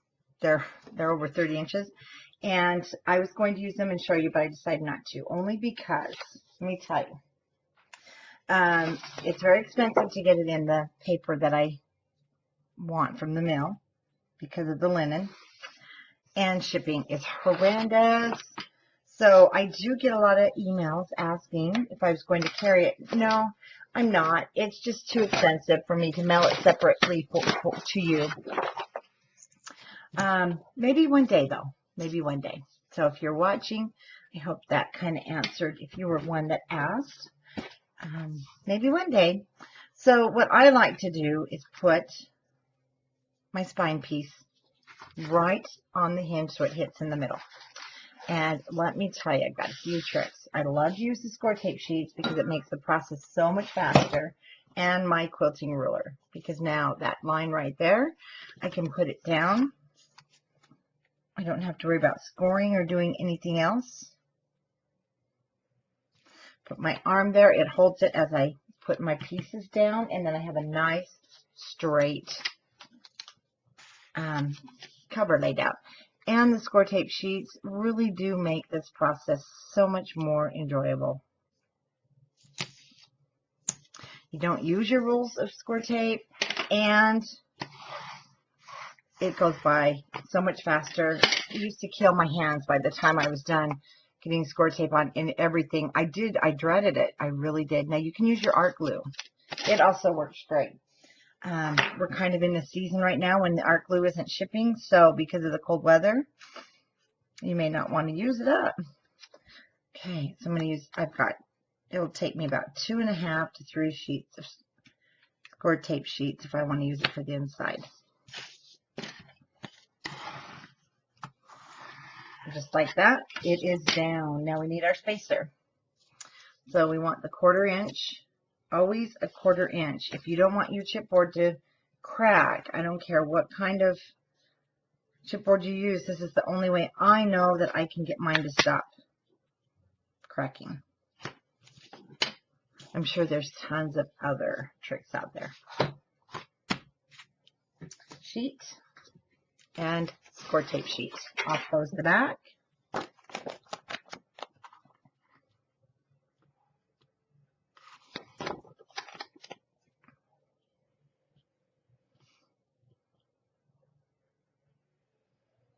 Down goes the sheet. And this also ensures that the cover is nice and secure and it looks really pretty and it is not going anywhere. Now, one word of caution when you're using these, don't let it flip over prematurely because you will not get this up ever.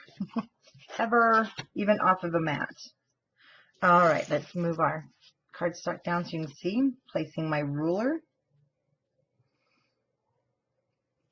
up to there, butting it. I'm going to butt this right up to the edge of my score tape sheet. And I like to hold the ruler down with my forearms because it keeps it from moving and I can push against it. And I do burnish from this side. I don't want lines all over the front.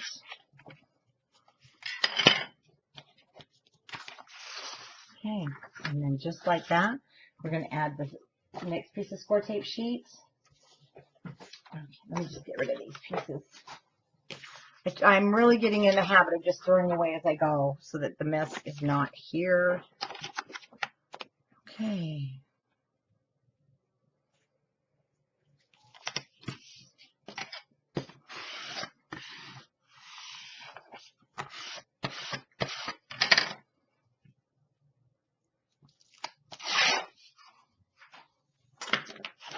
And once again, down goes the ruler, my arms, or you can hold it with your hand.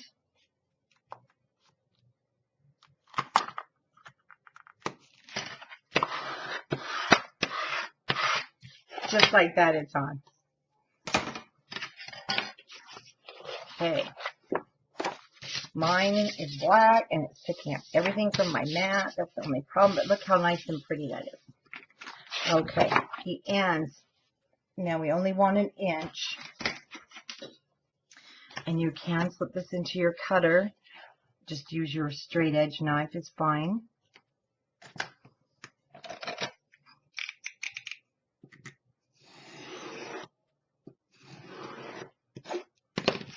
My mat is also a quilting mat. Had it for years and years. The nice thing with quilting mats, I think, are so much better than scrapbook mats. They truly are self-healing compared to the scrapbook mats. I haven't had luck with scrapbook mats. And these are so much bigger. So just quilting supply. I mean, quilting in Joann's, and they're on sale, actually. All right, we're going to be using some score tape now for this, but first of all, I am going to go around with my bone folder. One thing you want to focus on is the seam.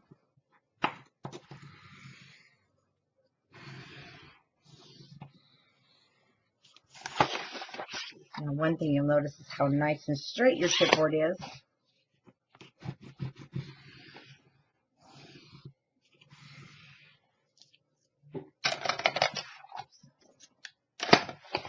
Okay, now we can go ahead and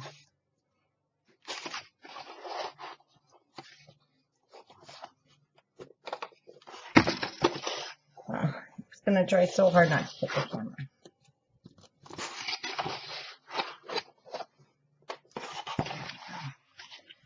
Okay, now I'd like to just crease my corners carefully with the long one. You'll notice it's pretty stiff. I'd like to make a square because I'm going to cut that square completely out. So be gentle. There we go. Create a square. This is still pretty stiff.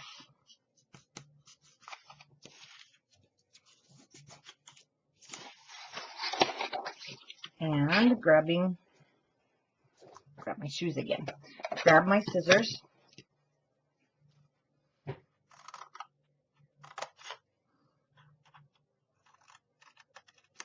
I'm going to cut that square right out.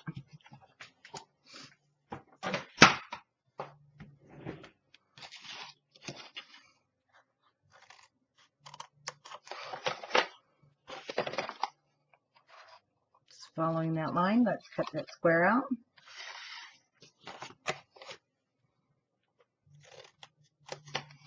And doing this, you will never need a tool. You will never ever guess again as to where you need to cut your cardstock so that it covers that corner. You know how frustrating that can be.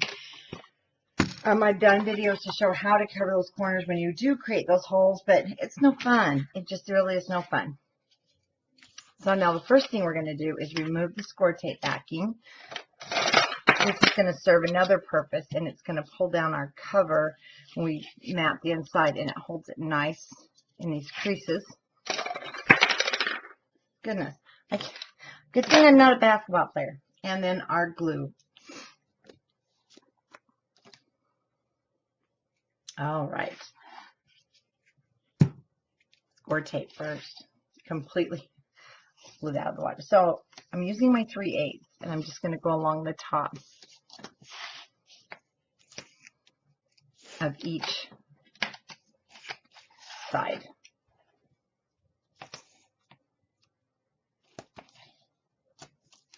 Now again, you can use your glue.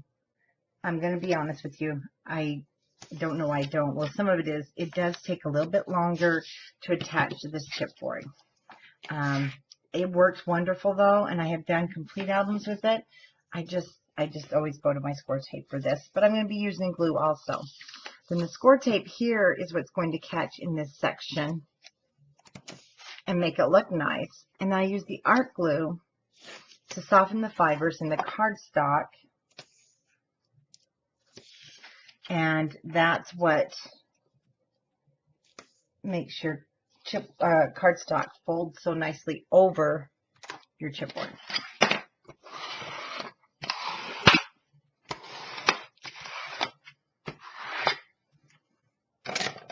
Alright, let's grab our whatever tool you like to use to remove the backing of your score tape.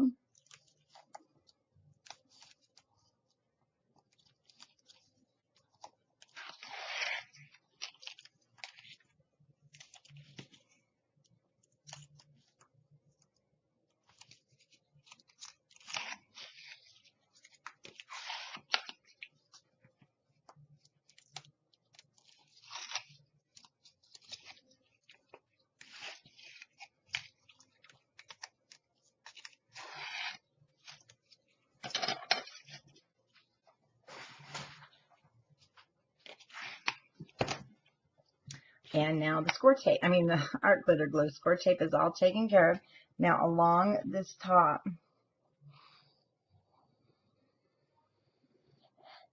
against the chipboard, is my art glue.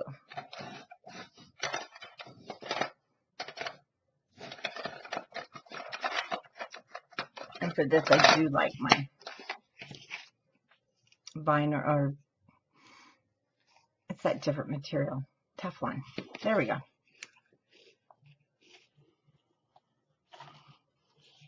I'm just going to go along this edge, pushing it up there, and you're going to really love how this looks when you're done, because it pulls it over the chipboard and you don't have any bubbles. Sometimes there can be a space there because your chipboard maybe is crooked, and it's very frustrating to try and fix it. Or another way is just to push up against that glue, and then I start sort of in the center, work my way over, pulling that cardstock down, because it is a fiber. It will stretch just a little bit. When you get to this other side, see, it's pretty much already found its spot, and it just lays right down for you. And then we're going to go across the top, and now can you see that really nice smooth finish? And that's what we're looking for.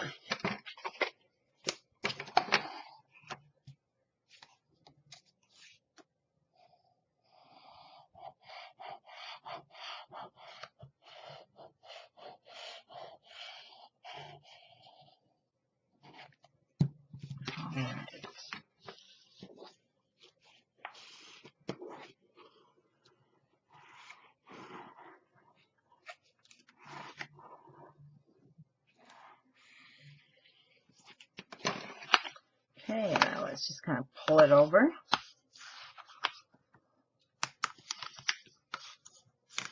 I am pulling.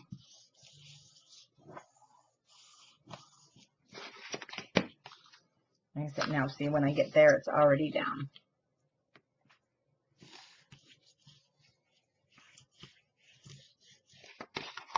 And then along the top.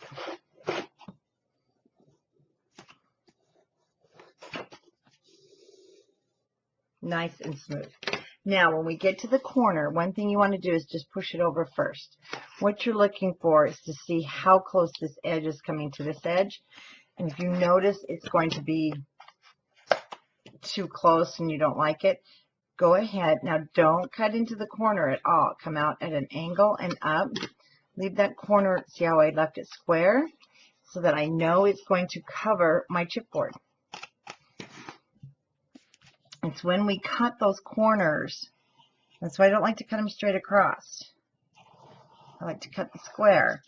it at times it just cuts them too short. It can't be helped. Now on this side, because it's shorter, I can use the palm of my hand. And basically, it just folds right over, just like butter.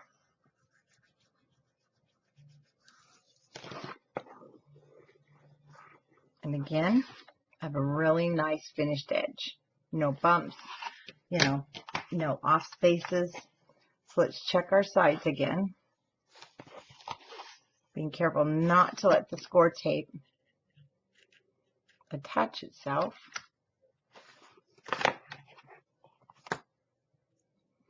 So again, when I'm cutting, see how I'm completely ignoring that corner and leaving it square. If I was to cut that corner, I'm going to have a hole.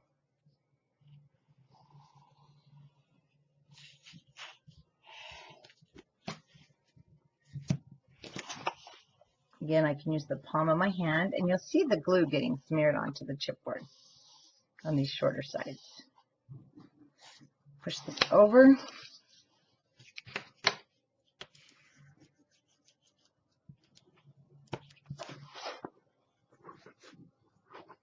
And it's that simple. Okay, let's work on this area. I do like this bone folder. It's really inexpensive. It's the Fiskars because it has this kind of beveled squared edge. Now you want to work on this side of chipboard and pushing that paper down over that edge. I'm going to turn it and I'm going to do it to the hinge side. See how I'm creating now kind of like a gusset there? But it's a nice gusset, and it's covering this chipboard perfectly. It's not bubbled. See this side? I don't know if you can tell, because I've taken the time to make sure it's over both sides of that chipboard. Let's do it here.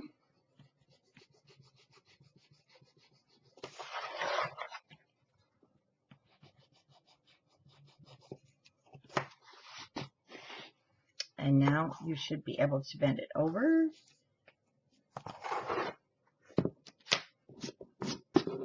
And I pick up all the lint on black paper. Okay, now we're going to push that down because you can see it was bubbling up. I hope you can see. That was a perfect example. Now we're going to go over to the opposite side, making sure we're covering this edge of our chipboard. And it's going to lay in there nice and flat.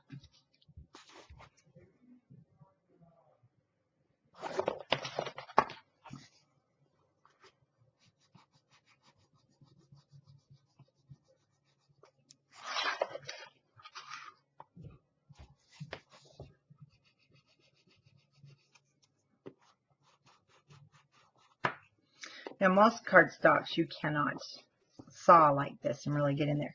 But with the linen cardstock, our Country Craft Creations brand, you can. In fact, you have to.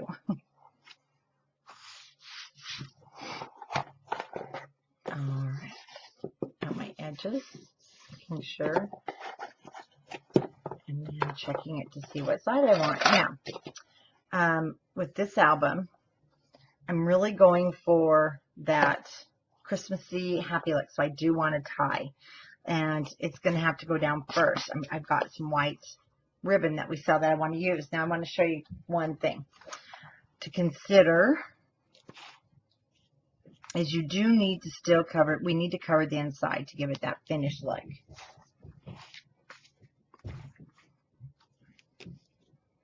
Okay, I'll go get the ribbon and we'll get that attached. Okay, we can do the inside. So I cut 2 pieces of my black cardstock that measures 8 3/8 because this is 8 1/2.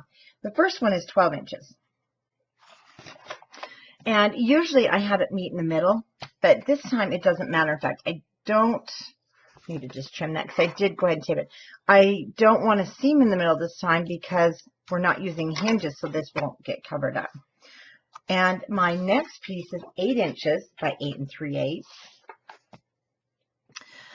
because we just want to overlap this way, overlap it.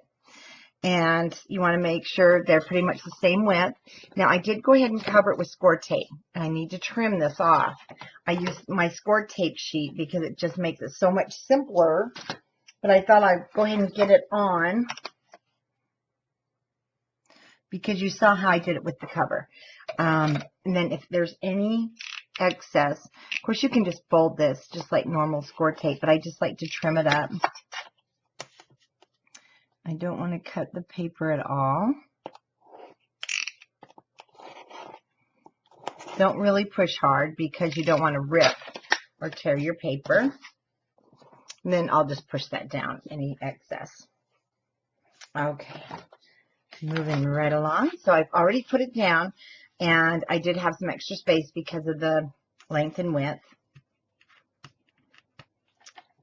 And when you're doing your inside cover, you really do want everything on the edge because you don't want anything to lift. Now, if you're uncomfortable, you don't have to remove the whole thing. I do, but you can just remove a piece, and I'll show you how to do it on the next piece. Okay, lay this straight. Any junk off. Just keep your fingers back there. Let me move the scoreboard so I have my nice flat surface. Just keep your fingers back there. They'll stick, yes, but it'll leave enough gap between that and the chipboard that you can position it and move it around to where you want it.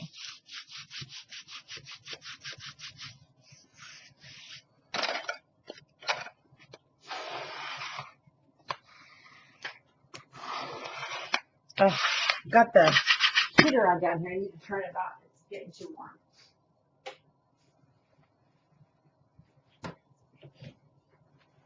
Okay, I'm back.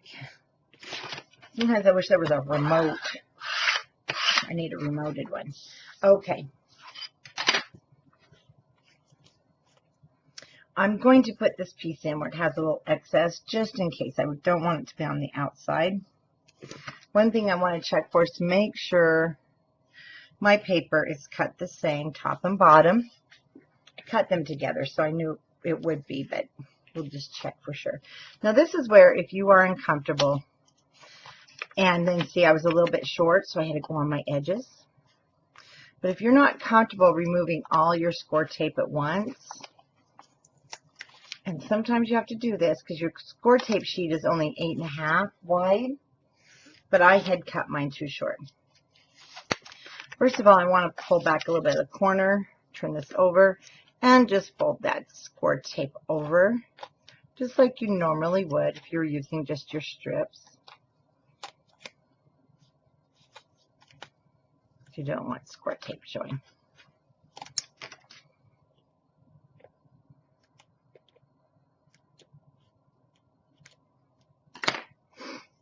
Okay, first of all, let's make sure we're going to be putting it on the correct way. So if you're not comfortable removing this whole backing, I like to start with my outside edge. Remove a corner of it. Okay, just push it down. Maybe a little bit more. There you go.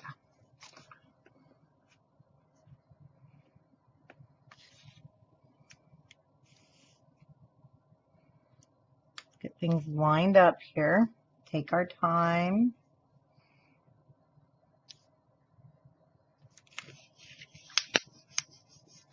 Okay, push that corner down. Now I'm reaching underneath.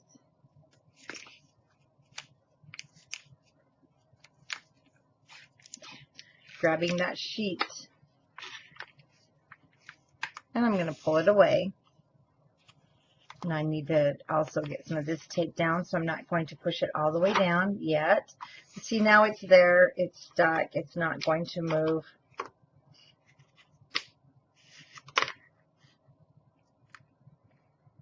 Sure, a little bit messy on the edge there, and I don't like that. There we go.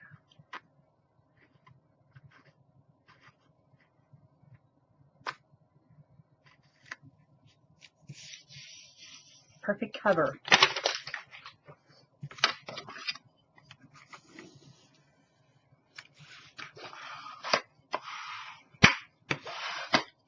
Perfect cover, perfect corners, and throwing tools around. And look at this. No extra tools needed. That means you've got to spend your money on extra paper instead of all those little tools. But some people do like their tools, and that's okay. Just like I like my spatulas, and you may not. So please, I'm not advocating that you should or should not use a certain tool, because we all have our favorite tools. I need to turn the volume down. I knew. There we go. We all have our favorite tools, and that's a-okay. So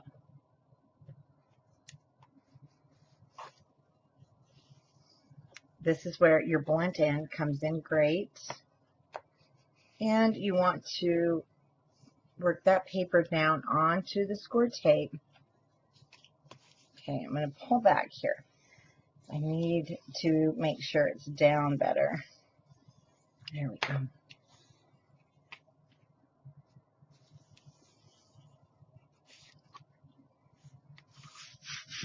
Should be able to fold it over. No problems, no cracking. That's because we left plenty of space in between the chipboard. And it's right here.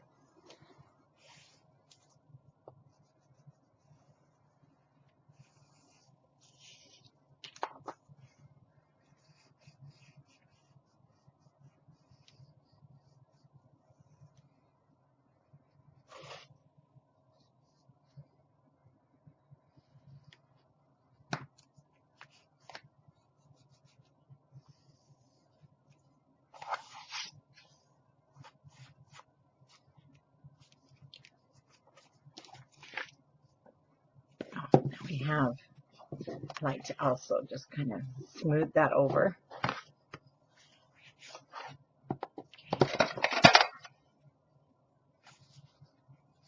Perfect cover. Before we, of course, mat the outside, you need to decide, and this is our sheer polka dot ribbon. I just love it.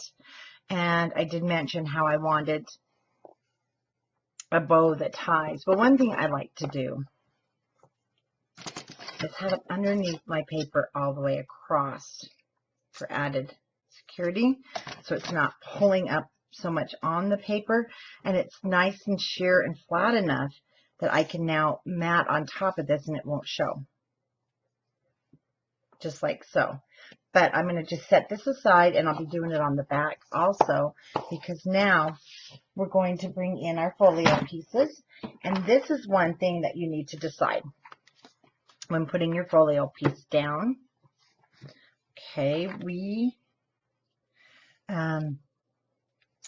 you can mat. If you want to mat this, you can. You're really not going to see a lot of it. I'm just going to be putting mine straight down on the black. Now, we did not use magnets, but you can see it's nice and heavy, and it will stay down. But if you're not comfortable, then you can also take from behind, and we can do a tie. You can do a tie, and still your tags will sit on top. And I think for this one, I think I will get my ribbon. I think I am going to go ahead, even though these are heavy, and the other one I made, it stayed pretty good. And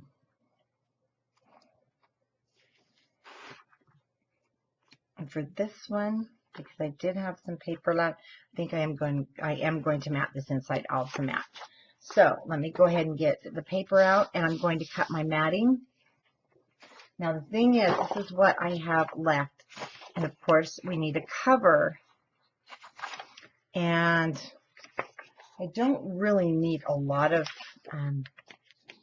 color, but they're going to have to be different.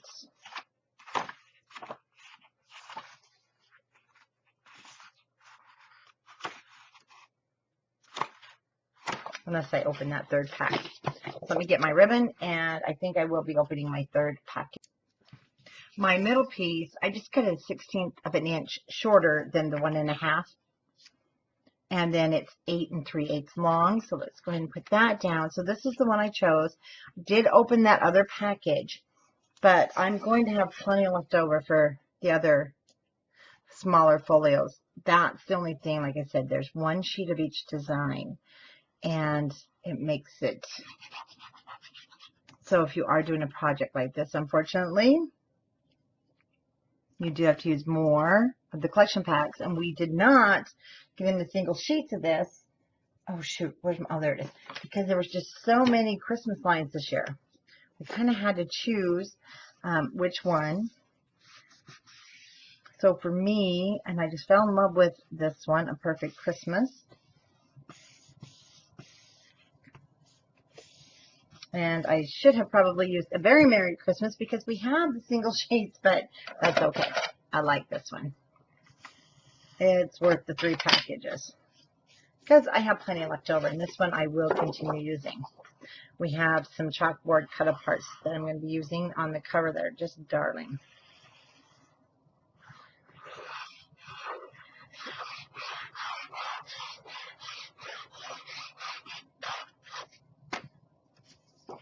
Again, this is 8 3/8 by 8 3/8. And with that seam there, it is probably best to cover it. And this does, even though we're only going to see a little bit, it gives it that finished look.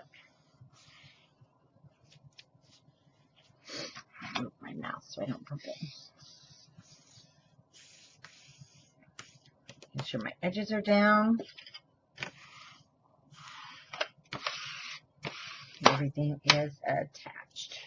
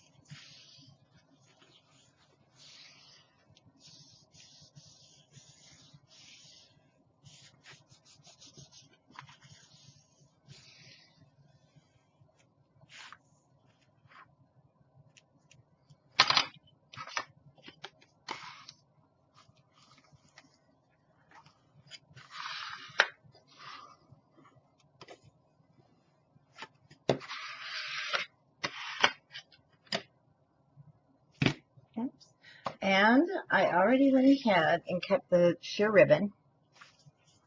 It will wrap around the back. I'm going to be using a little score tape to secure that down. And I did put it over here, but we still have our slot. It's still usable. And I do apologize. So, you may have, I should have, used those magnets.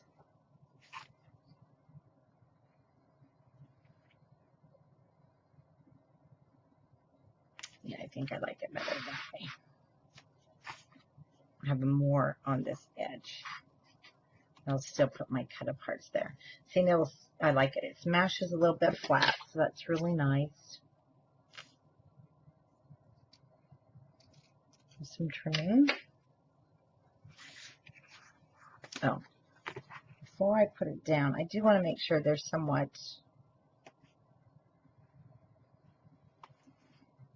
the same.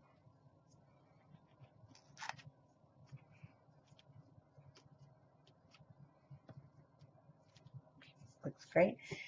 Because I'm going to turn it over.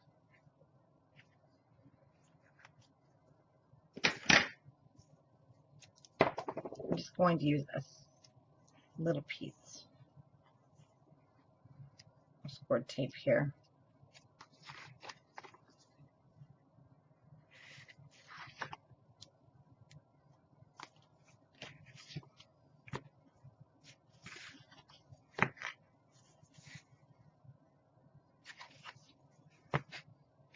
So basically I'm putting mine over that like snowflake design. I'll fix that one more when I get there.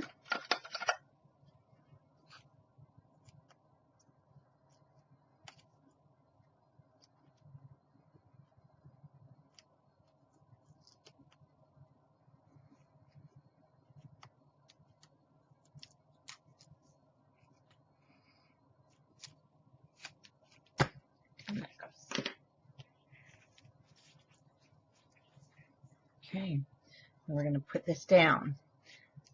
Take the tip off because I do want a little extra glue.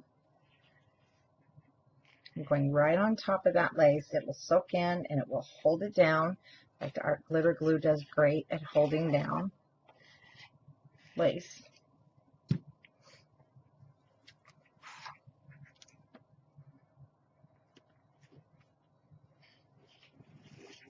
Now remember, you should have about 1/8 of an inch all the way around.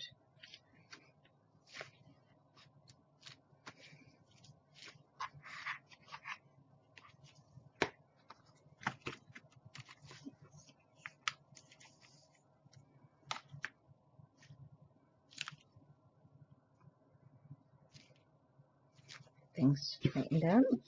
And you can start burnishing it down. Glue off.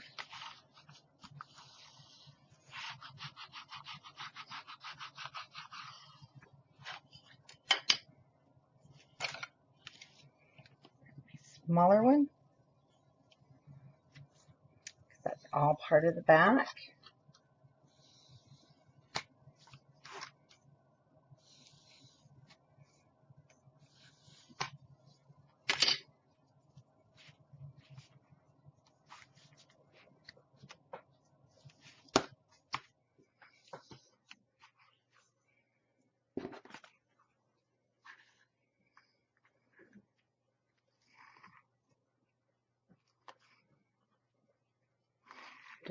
I can't remember now. Where did I bring this up at? I'm not pulling too hard because I don't want to mess that up. That's not good. I mean, that's not how I'll leave it, but for right now, it's fine.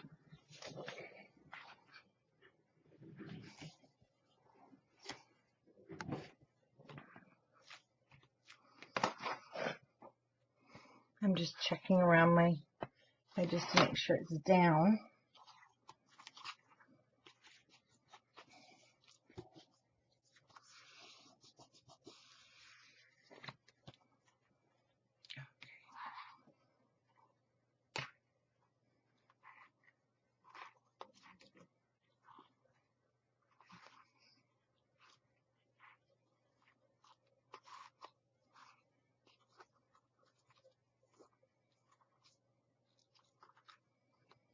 We'll mess with that later. Again, position.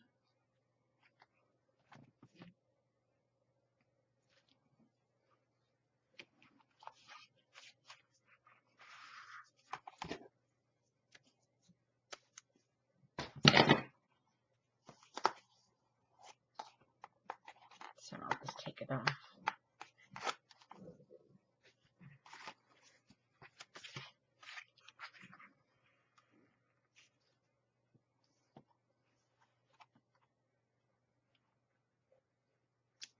Okay.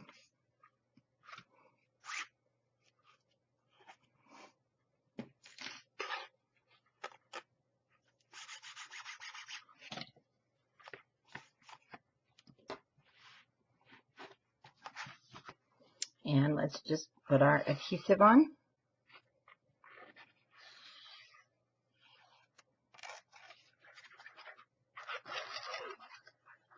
I just don't put it where the score tape is because it's still wet and I've had it lift my score tape before. Make sure you put this in up the correct way and not upside down.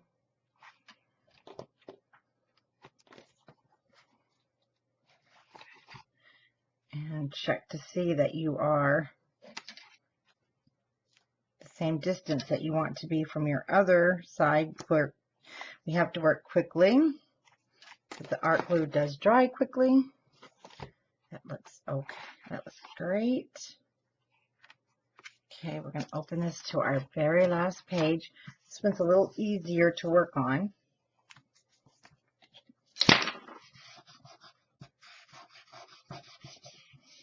Get those corners down. Now, if you find that it's pretty thick, just grab your clothespins for those corners for a moment.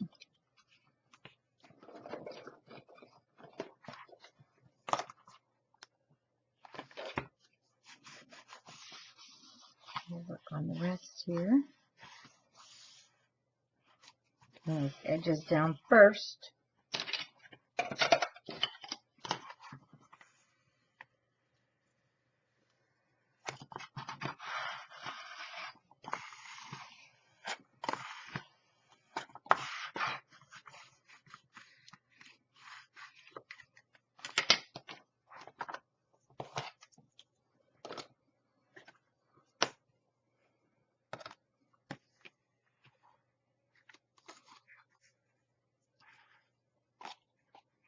So I don't really want to pull on this right now, so we'll get those all fixed before we're done, because we need to open it and work on our embellishments. And then see when it closed this way. Now you remember, this is a folio. They're going to be a little bit more looser than if it was a, you know, mini album with hinges. Now I want to put this down. It's going to go around. I mean, the other piece will meet, and it's going to tie on the end.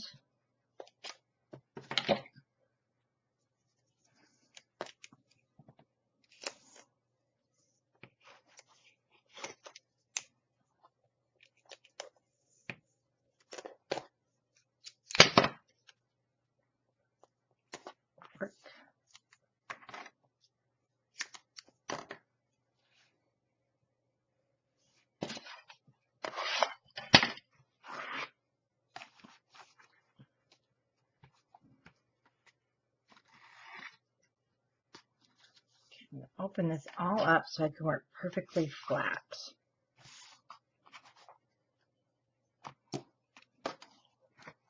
In there too. There we go. So it's not in my way.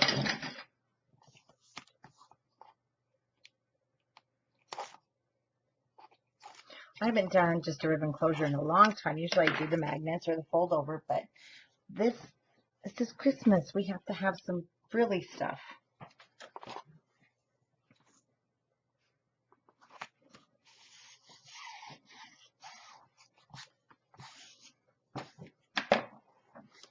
I'm in this chair, constantly pulling myself up.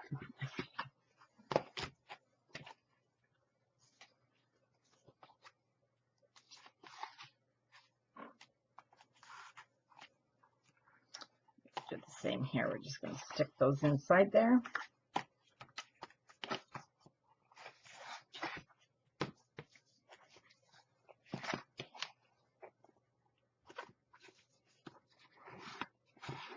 No, we're not. We need to open that. There we go.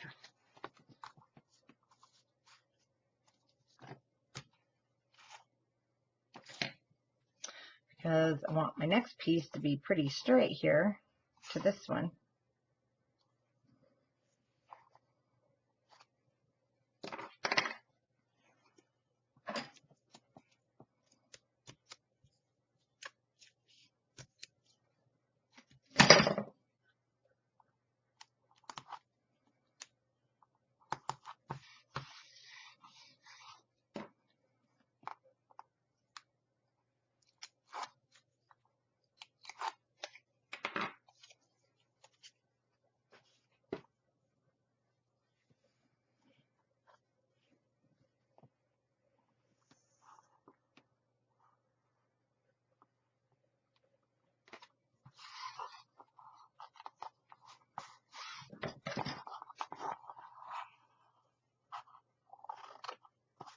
We don't need that excess.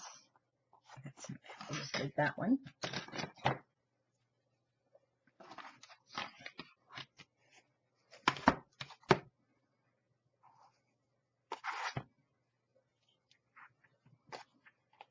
Yep, we have quite a few ties here for right this moment.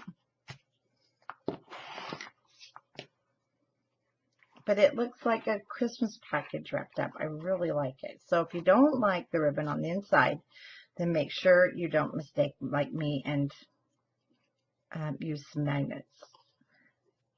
The one I made for another friend, I didn't use magnets, and it actually was okay because of the weight, but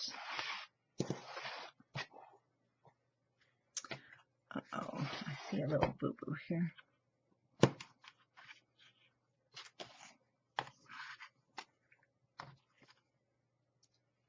It's where some glue did not get cleaned up, even though it's going to dry pretty much clear.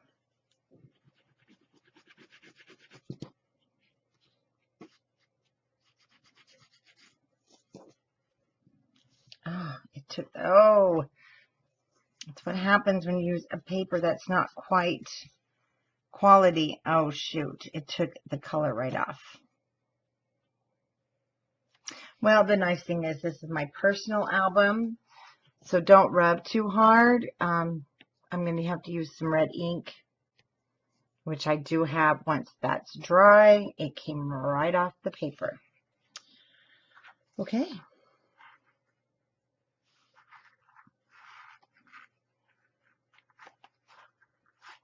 We have a little fix-it spot there, but we can deal with it.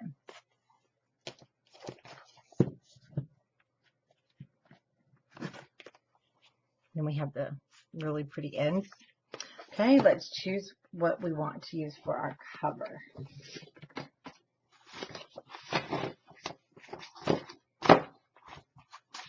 I know that this is always a very hard thing for everybody. One thing I like to go through first of all, I know that some of these have got to be used. I just love them. And I have all the embellishments and different things. So you want a cover that's going to give you not too busy if you're going to be doing more, even though that one's just adorable.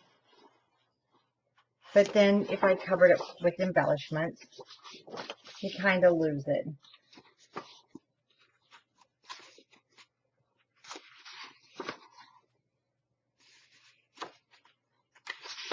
And that one is actually a fun one, but it's pretty red.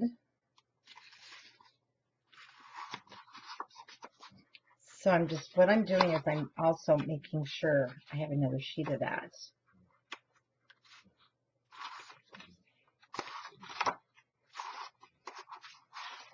And I do not.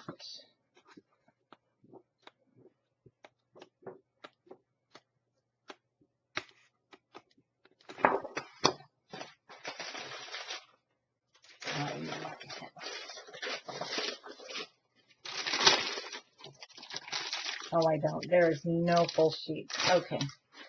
So we can go plaid and we can go buffalo on the back, which I really didn't want to do.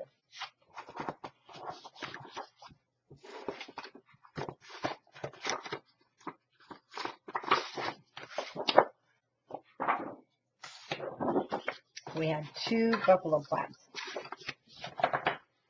Okay, our covers are 8.5 by 8.5. What I do is I actually cut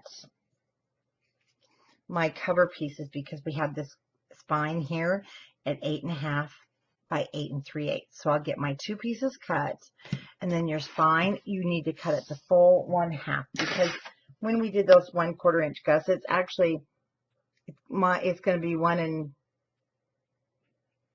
1.5. I'll go exactly 1.5 by 8 3/8. So we'll get those cut, and then we'll get our decorating done. I cut some of the elements out for my cover, so I definitely know I'm going to be using Believe in the Magic of Christmas. This was a scrap piece that will be layered on. I decided I really like this piece here. So we're going to actually I'm going to take this piece. I'm going to cut 2.5 inches off because we don't need all of that. And I'll be doing that for the back side also. I don't like to wrap my hinges because the paper just tends to crack. And as you can see, what happened with this paper. So it's just, I'm not going to say it's not quality. It's just the way it's been made. It's the dye process, and that's okay. It's beautiful paper, and I love it. This is going to come over here so we can work on this, and that will go down.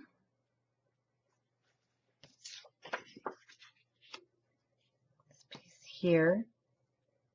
I'm just making sure that they are the same length. Now, it does need something right here. We need to do probably from our scraps,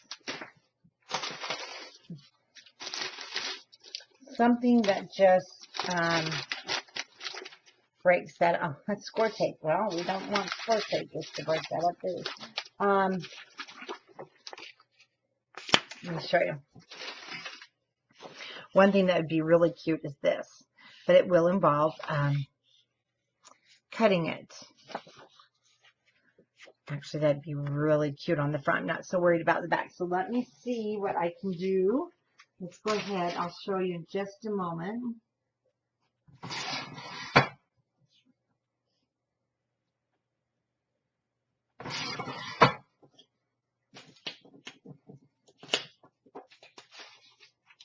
So there it is cut.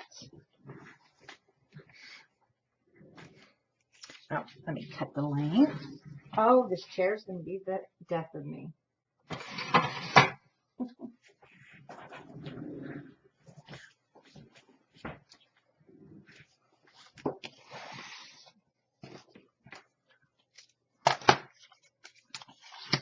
I want to trim that completely up. I didn't get it really good on my big cutter.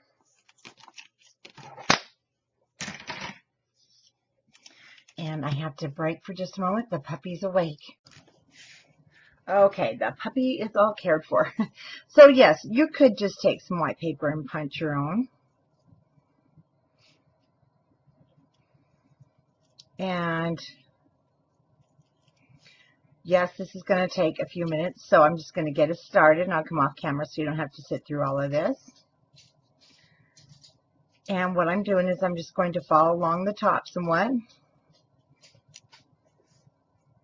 So I'm just like we learned in school.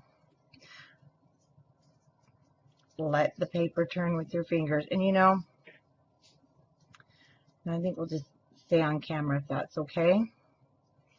Really, this isn't going to take that long. Now for the back, I won't do this. I'll just do a strip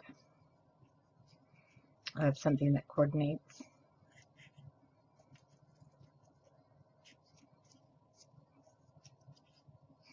It gets stuck on my thumb there.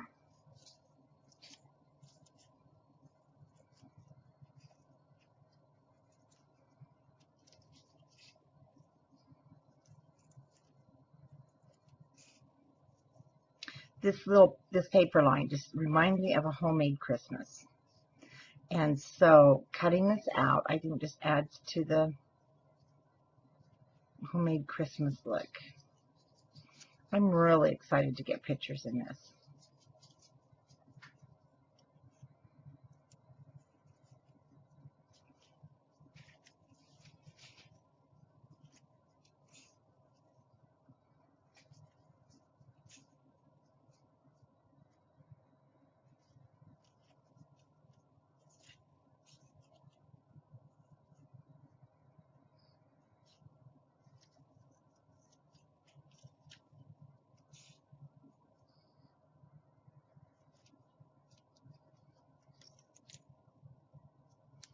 Really, that took under 2 minutes, so not bad.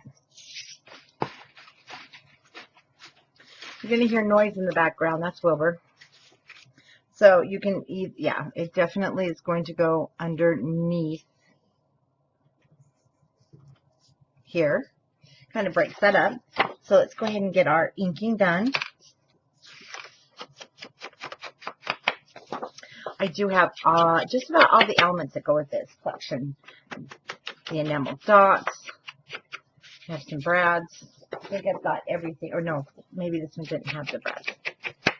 All I know is I did make sure I got a whole set because it's adorable.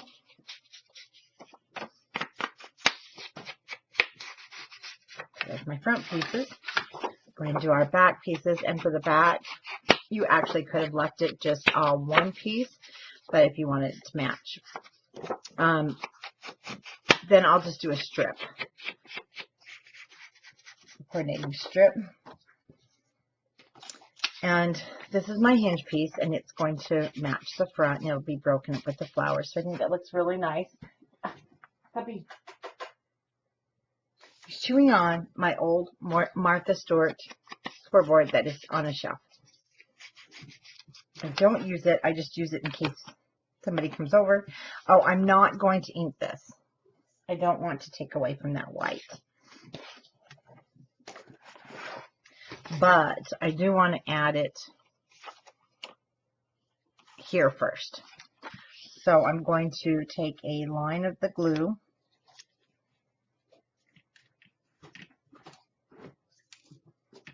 And I was really hoping the puppy would sleep through all this. He did last night.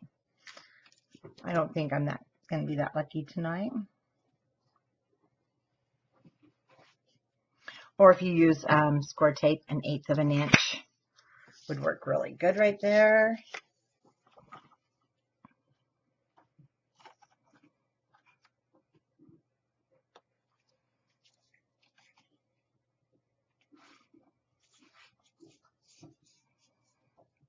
And just trim that bottom off.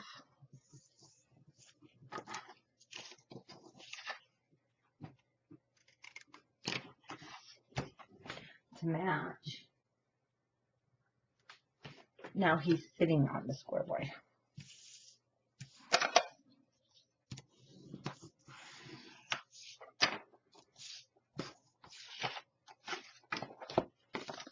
Okay, this is going to go down first. I'm squeezing, whoops, a little extra hard. That's okay. We need some extra glue.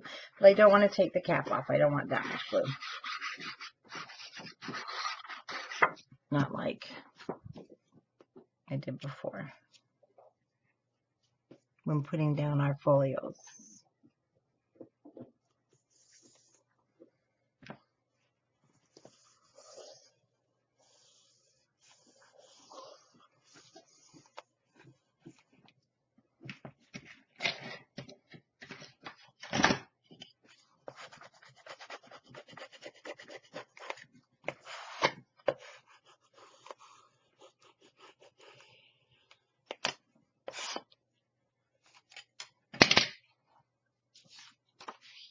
And then our next piece.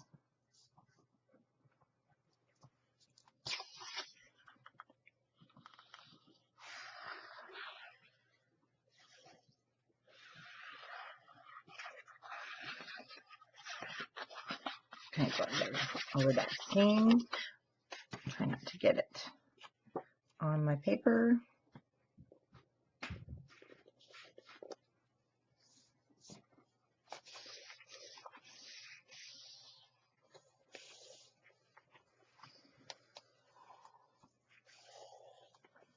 Now, what I'll do here, because I didn't add the adhesive quite on the white, I'm just going to go down here with the tip. If it didn't, looks like it did get pretty much up there.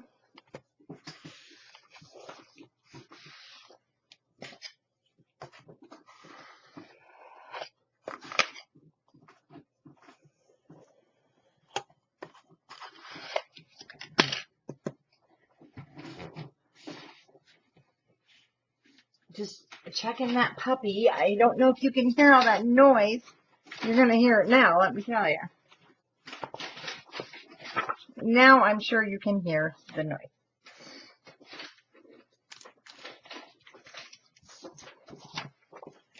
Okay, now you know what's really cute? I know it's red up on red.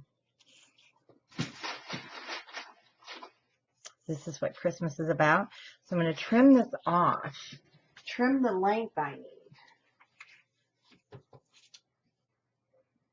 which is, no, let's leave the length at 10. Just trim this off because I actually am going to wrap this.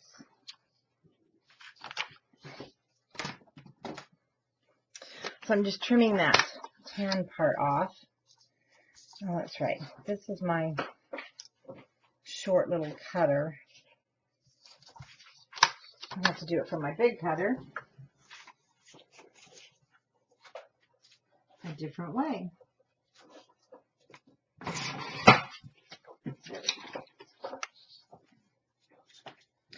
Cute. Really adds a personal twist to it. So first of all, I'm not going to put this down, but I need to attach these a little bit so that it becomes one piece.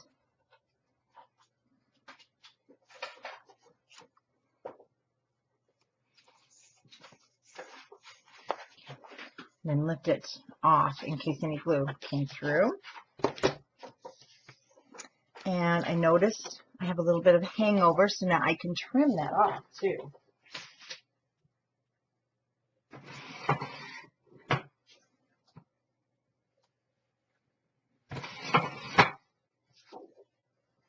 Perfect.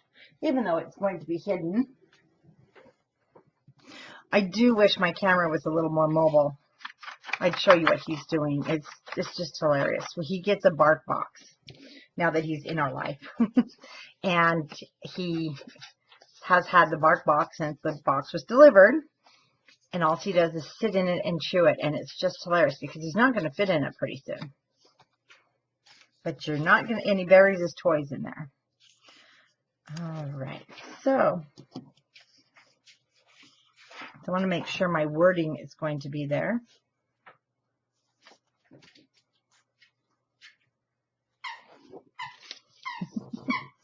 There he is. I'm sure you can hear the toys now.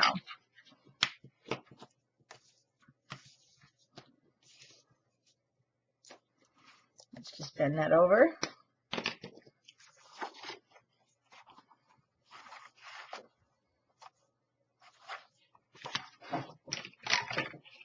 I don't need all of that, so I'm just going to snip it.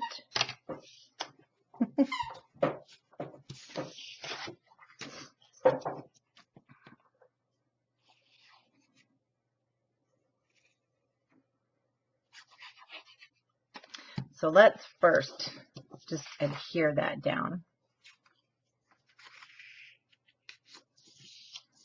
We won't do our edges yet. There we go.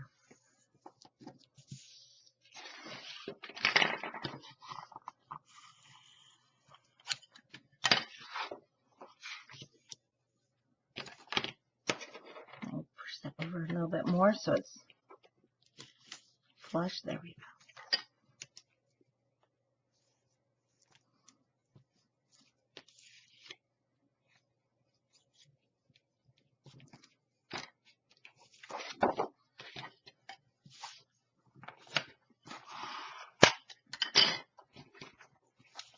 Making sure our album is not upside down.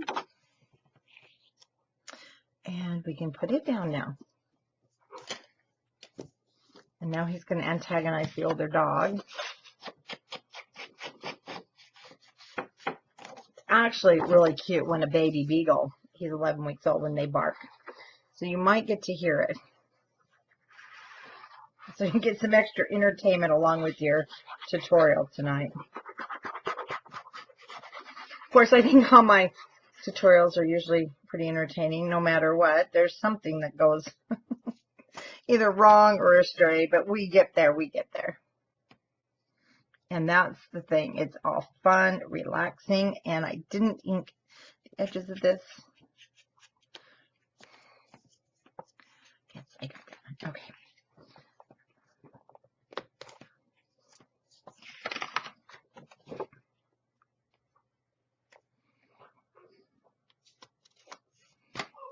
Oh, this little booger.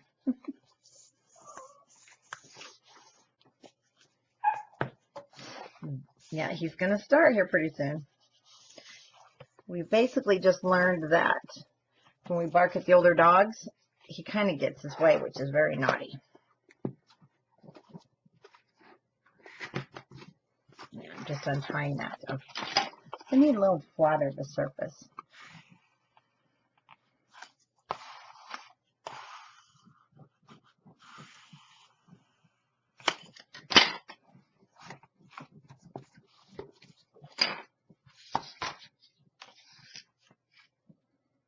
Isn't that pretty? It just really flows. I'm really happy with this paper collection.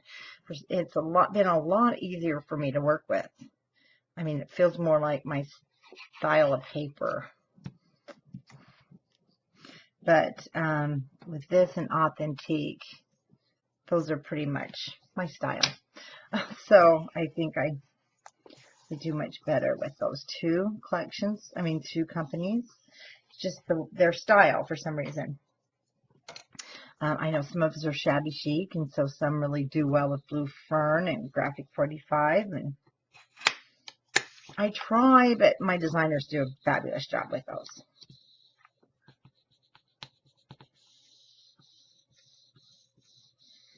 All right, it's nice and flat.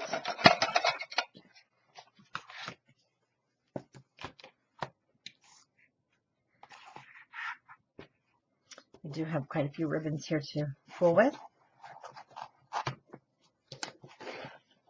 I don't want to do any of the decorating yet on the outside, only because of we need to do the inside. And the main thing to remember is we're using this for, we're definitely using this for pictures. So these are the pieces I want in there. So I'm going to go ahead and cut these three at the top, because I want them to go inside of there.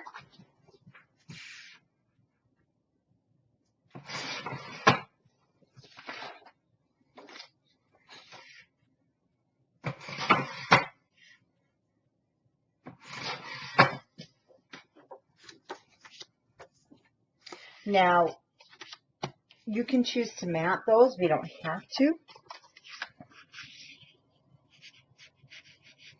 And they're going to sit right inside of there.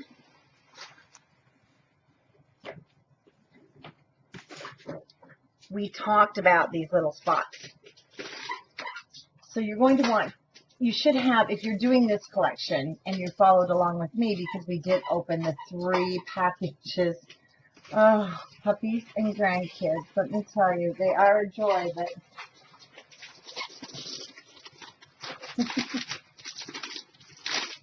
we've got packing paper and Ziploc. So I really like these 2 elements from the sticker sheet.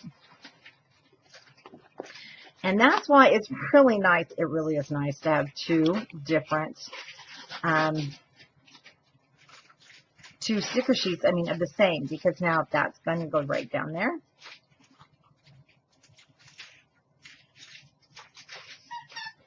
Now, most of the time, your stickers are going to be just fine.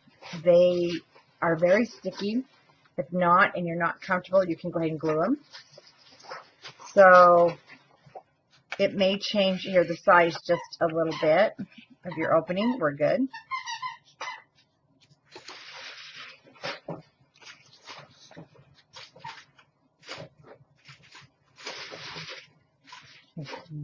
Now you don't even know that that was off. This doesn't even need any more decoration. It's great the way it is. Okay, I went and got out all of the ephemera. So I have both the ephemera and the tags and pockets. And I love my container here, because I'm able to put them all in. And I just picked this up at Joann's. Then my ephemera is all in there, no more packages. And like I said, we've been doing this class on Scrapbookers of Country Craft Creations. So I show how to do this stuff so that you can keep things organized. Anyway, I took this little house out of this chipboard. This came out of the ephemera pack. Now, when it comes out, you'll notice it's kind of rough. I don't care for that. And that's just a strip. So what I'm going to do is I'm going to trim this down on my cutter. I'm going to use my big cutter because it cuts so much nicer. I just want to trim a little off and get rid of that.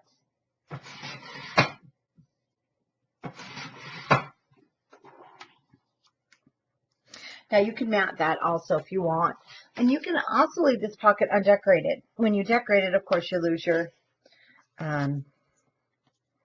your picture spot. And the nice thing here, we're going to have some chipboard. We're going to have a sticker sheet. We have paper. So we're going to have some different layers that will bring some interest. So I'm just putting that down where I like it. The next is my little buffalo strip. And it was just a scrap, and it is 1 inch, and I believe this one's 5 inches. I want to make it into a flag, so I'm just going to cut a little bit up the center and to the sides. Corner to center to make my flag. Getting time to clean off the scissors.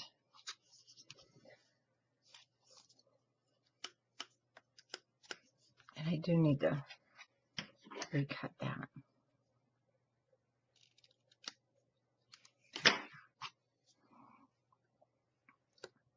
To me, decorating is always the messy part.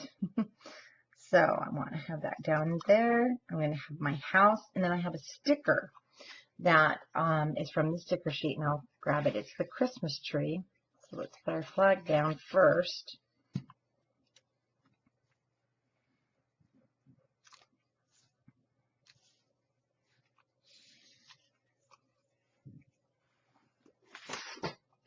Now from the sticker sheets, I chose this. I really, really like it. I know it's bigger, and it's bigger than the house, but how adorable and what layer that makes.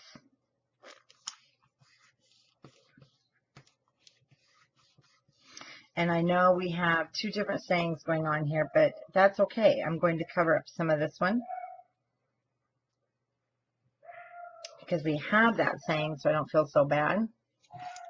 Oh my, I'm sure you can hear that puppy. He is now upstairs barking at one of the other dogs. Now with the chipboard elements, I always do glue these. Bring this over here somewhat.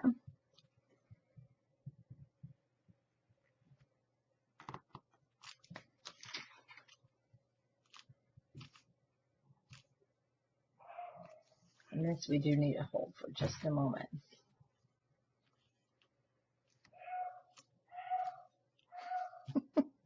I'm wondering if you can hear him.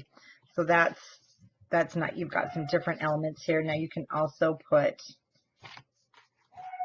any of these other little ones that you want down here in your banner, or you can just leave your banner like that. It looks really great. Can you guys hear him? Okay, now the only thing I'm going to decorate here is because this is all for pictures, and I want to use that. And this is from the ephemera pack.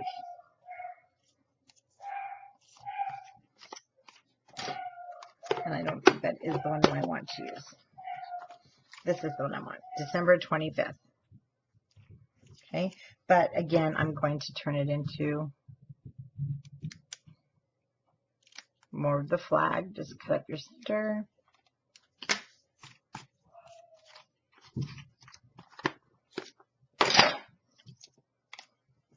These little plastic containers are actually photo organizers, but I like them better for ephemera. And then you can put them right in a little case. And okay, so this is going to attach, whoops, to our little deer.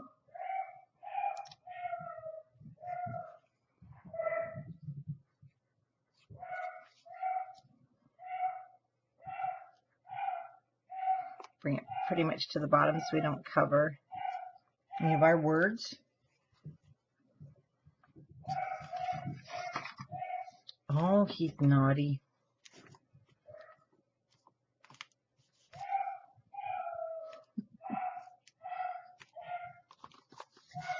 And then all I have to do is go back and mat these. And I will have them all matted for the walkthrough.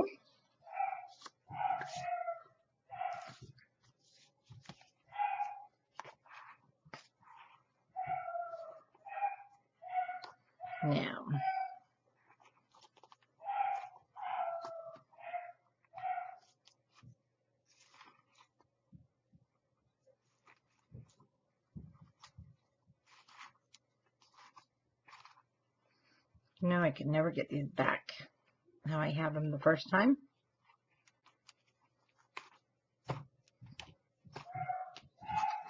So we'll work on that some more later.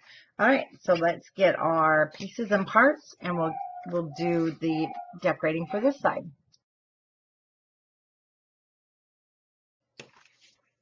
Okay, let's get our flap done first. So I went ahead and I did cut a 4" by 1" flag, and I did it just like the last one. And it's actually the back side of this.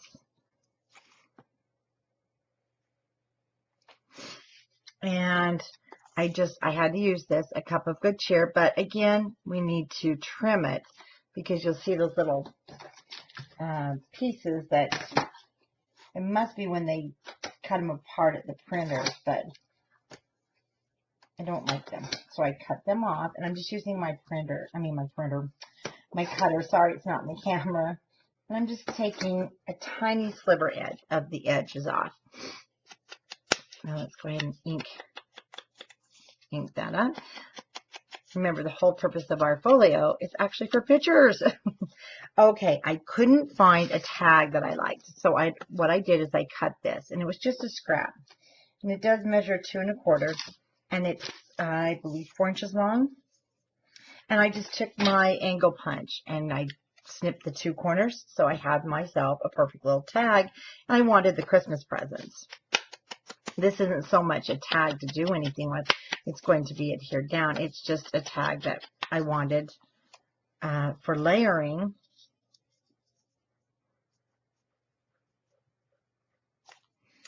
And I thought I was going to put something else here. Oh, I am. I'm going to use one of the stickers. Okay, so before I layer everything down, I'll make sure. Now, one thing I do want to use here, though, is one of the Enamel Dots with the collection so that it looks like it's a tag, and I'm going to use black. And for this, I'm going to use some art glue on there. I do want it to stick. I don't, because you can punch a hole. I didn't want to, do that because I'm not using it as such. So I'm going to put this down first. And basically, now that I'm decorating this, of course, one thing to consider is you can leave your flag open if you do want to slide a picture in there. I don't. I mean, I still could. I could cut down a little 2 by 3 and even layer it on top.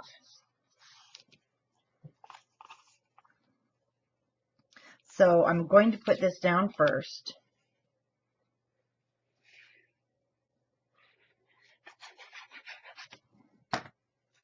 And I'm not going to use any pop dots on these. I'm going to use them on, I'll show you, actually on the sticker. Okay. So, like I mentioned, this is kind of like the adult page because it's just the coloring. I love it.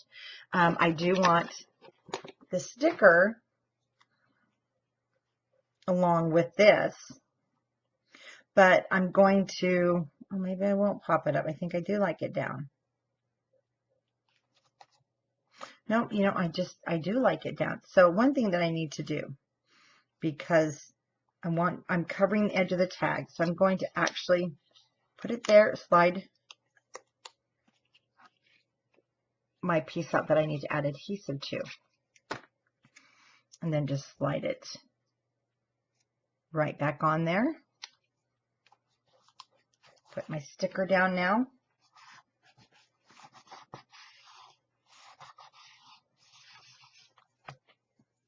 And my cup of good cheer. And then where are, see how cute we even have them enamel dots to use. I mean, not enamel dots, enamel shape. So I like to just remove these. We have 2 different. So you've got so much to decorate with. You've got enamel phrases. So I'm going to take these out. You can't see them as well. And I will be putting them in my ephemera, little ephemera thing.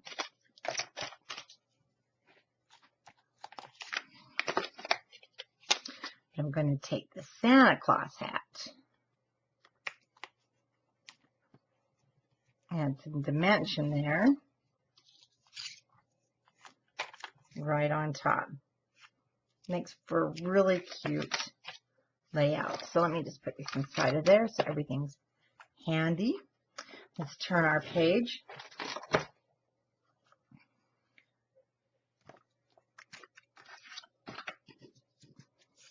Okay, this is from our ephemera pack. And it says candy cane stockings, Santa Claus presents. This will pop up. It's going to go on the edge of our frame.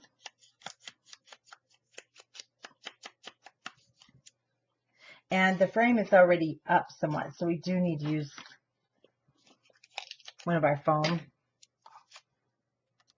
dots just here in the center.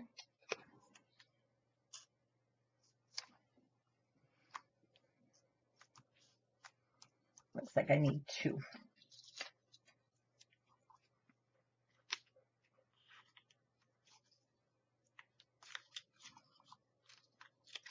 So there we go. Oh, this one's going to take 3. I don't like it when they're... I should have just put the foam tape straight across. That's okay.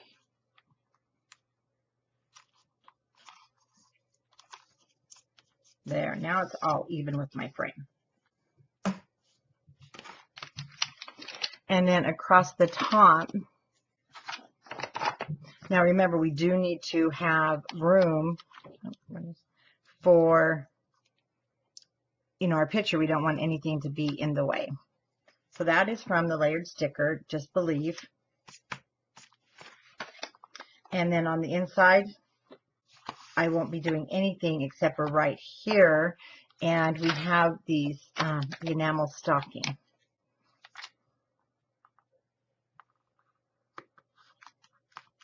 I love these enamel pieces that they've got. I don't remember seeing them before, but they've been coming out with all of them on the lines now. So this one is Don't Get Your Tinsel in a Tangle, and it is from the ephemera pack.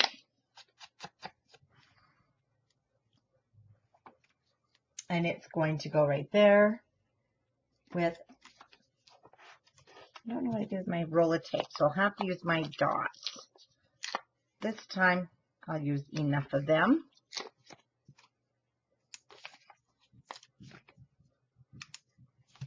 Didn't do too well spreading those out.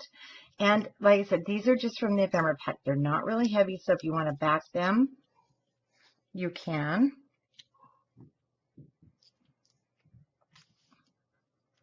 There we go for that.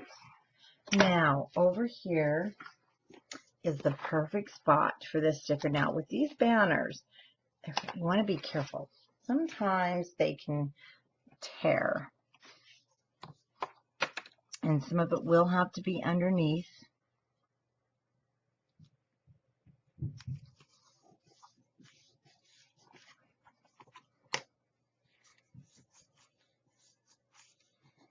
Make sure that's down really well.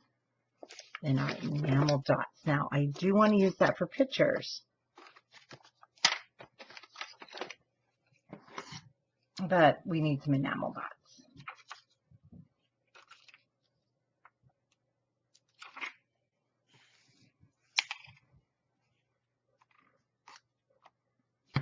There it is. I do want to use just a touch of glue.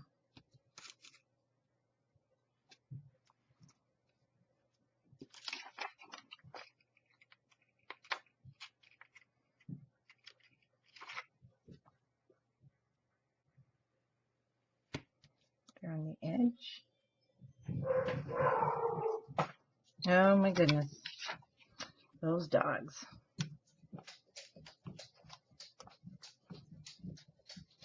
And the black.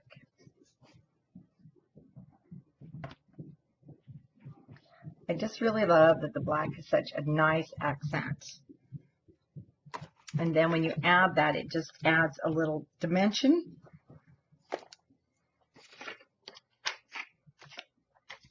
And so you're going to have so much fun stuff left that you'll be able to really do a lot of decorating. And since we added some black accent there, I'm going to take this Happy Holidays right down in the bottom.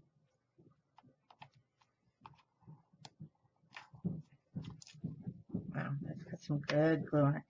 And that just kind of ties in this black. I don't want to cover this up too much because that is my picture space.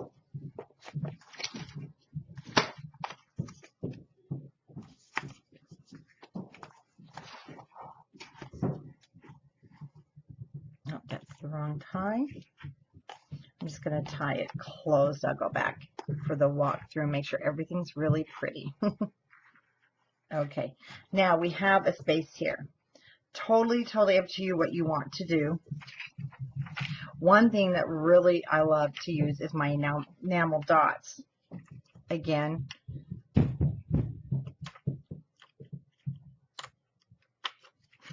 I want to find the center somewhat on this. Yep, you're going to hear the crayons. So, looks like my center.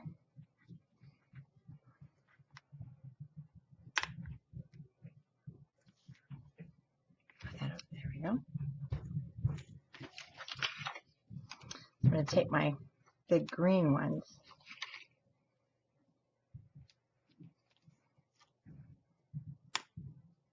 I should use better tools. There we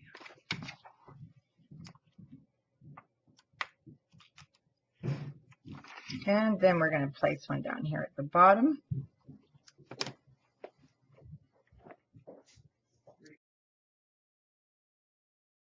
Okay, so now I'm just going to go through and I'm adding these other dots. And it's just for interest and color. And we have added noise now. The kids are home, so sorry, but we'll be fine.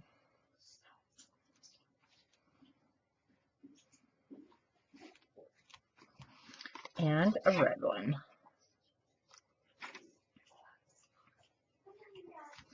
Just kind of looks like the buttons on Santa Claus's suit. They're fine, Steve. White.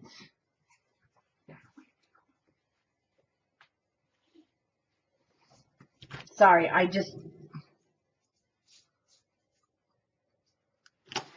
need to get what I got.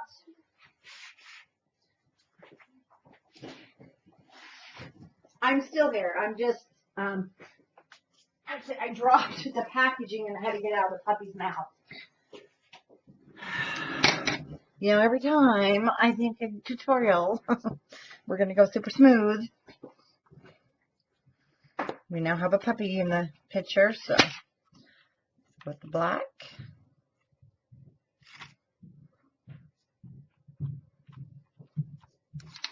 And the red.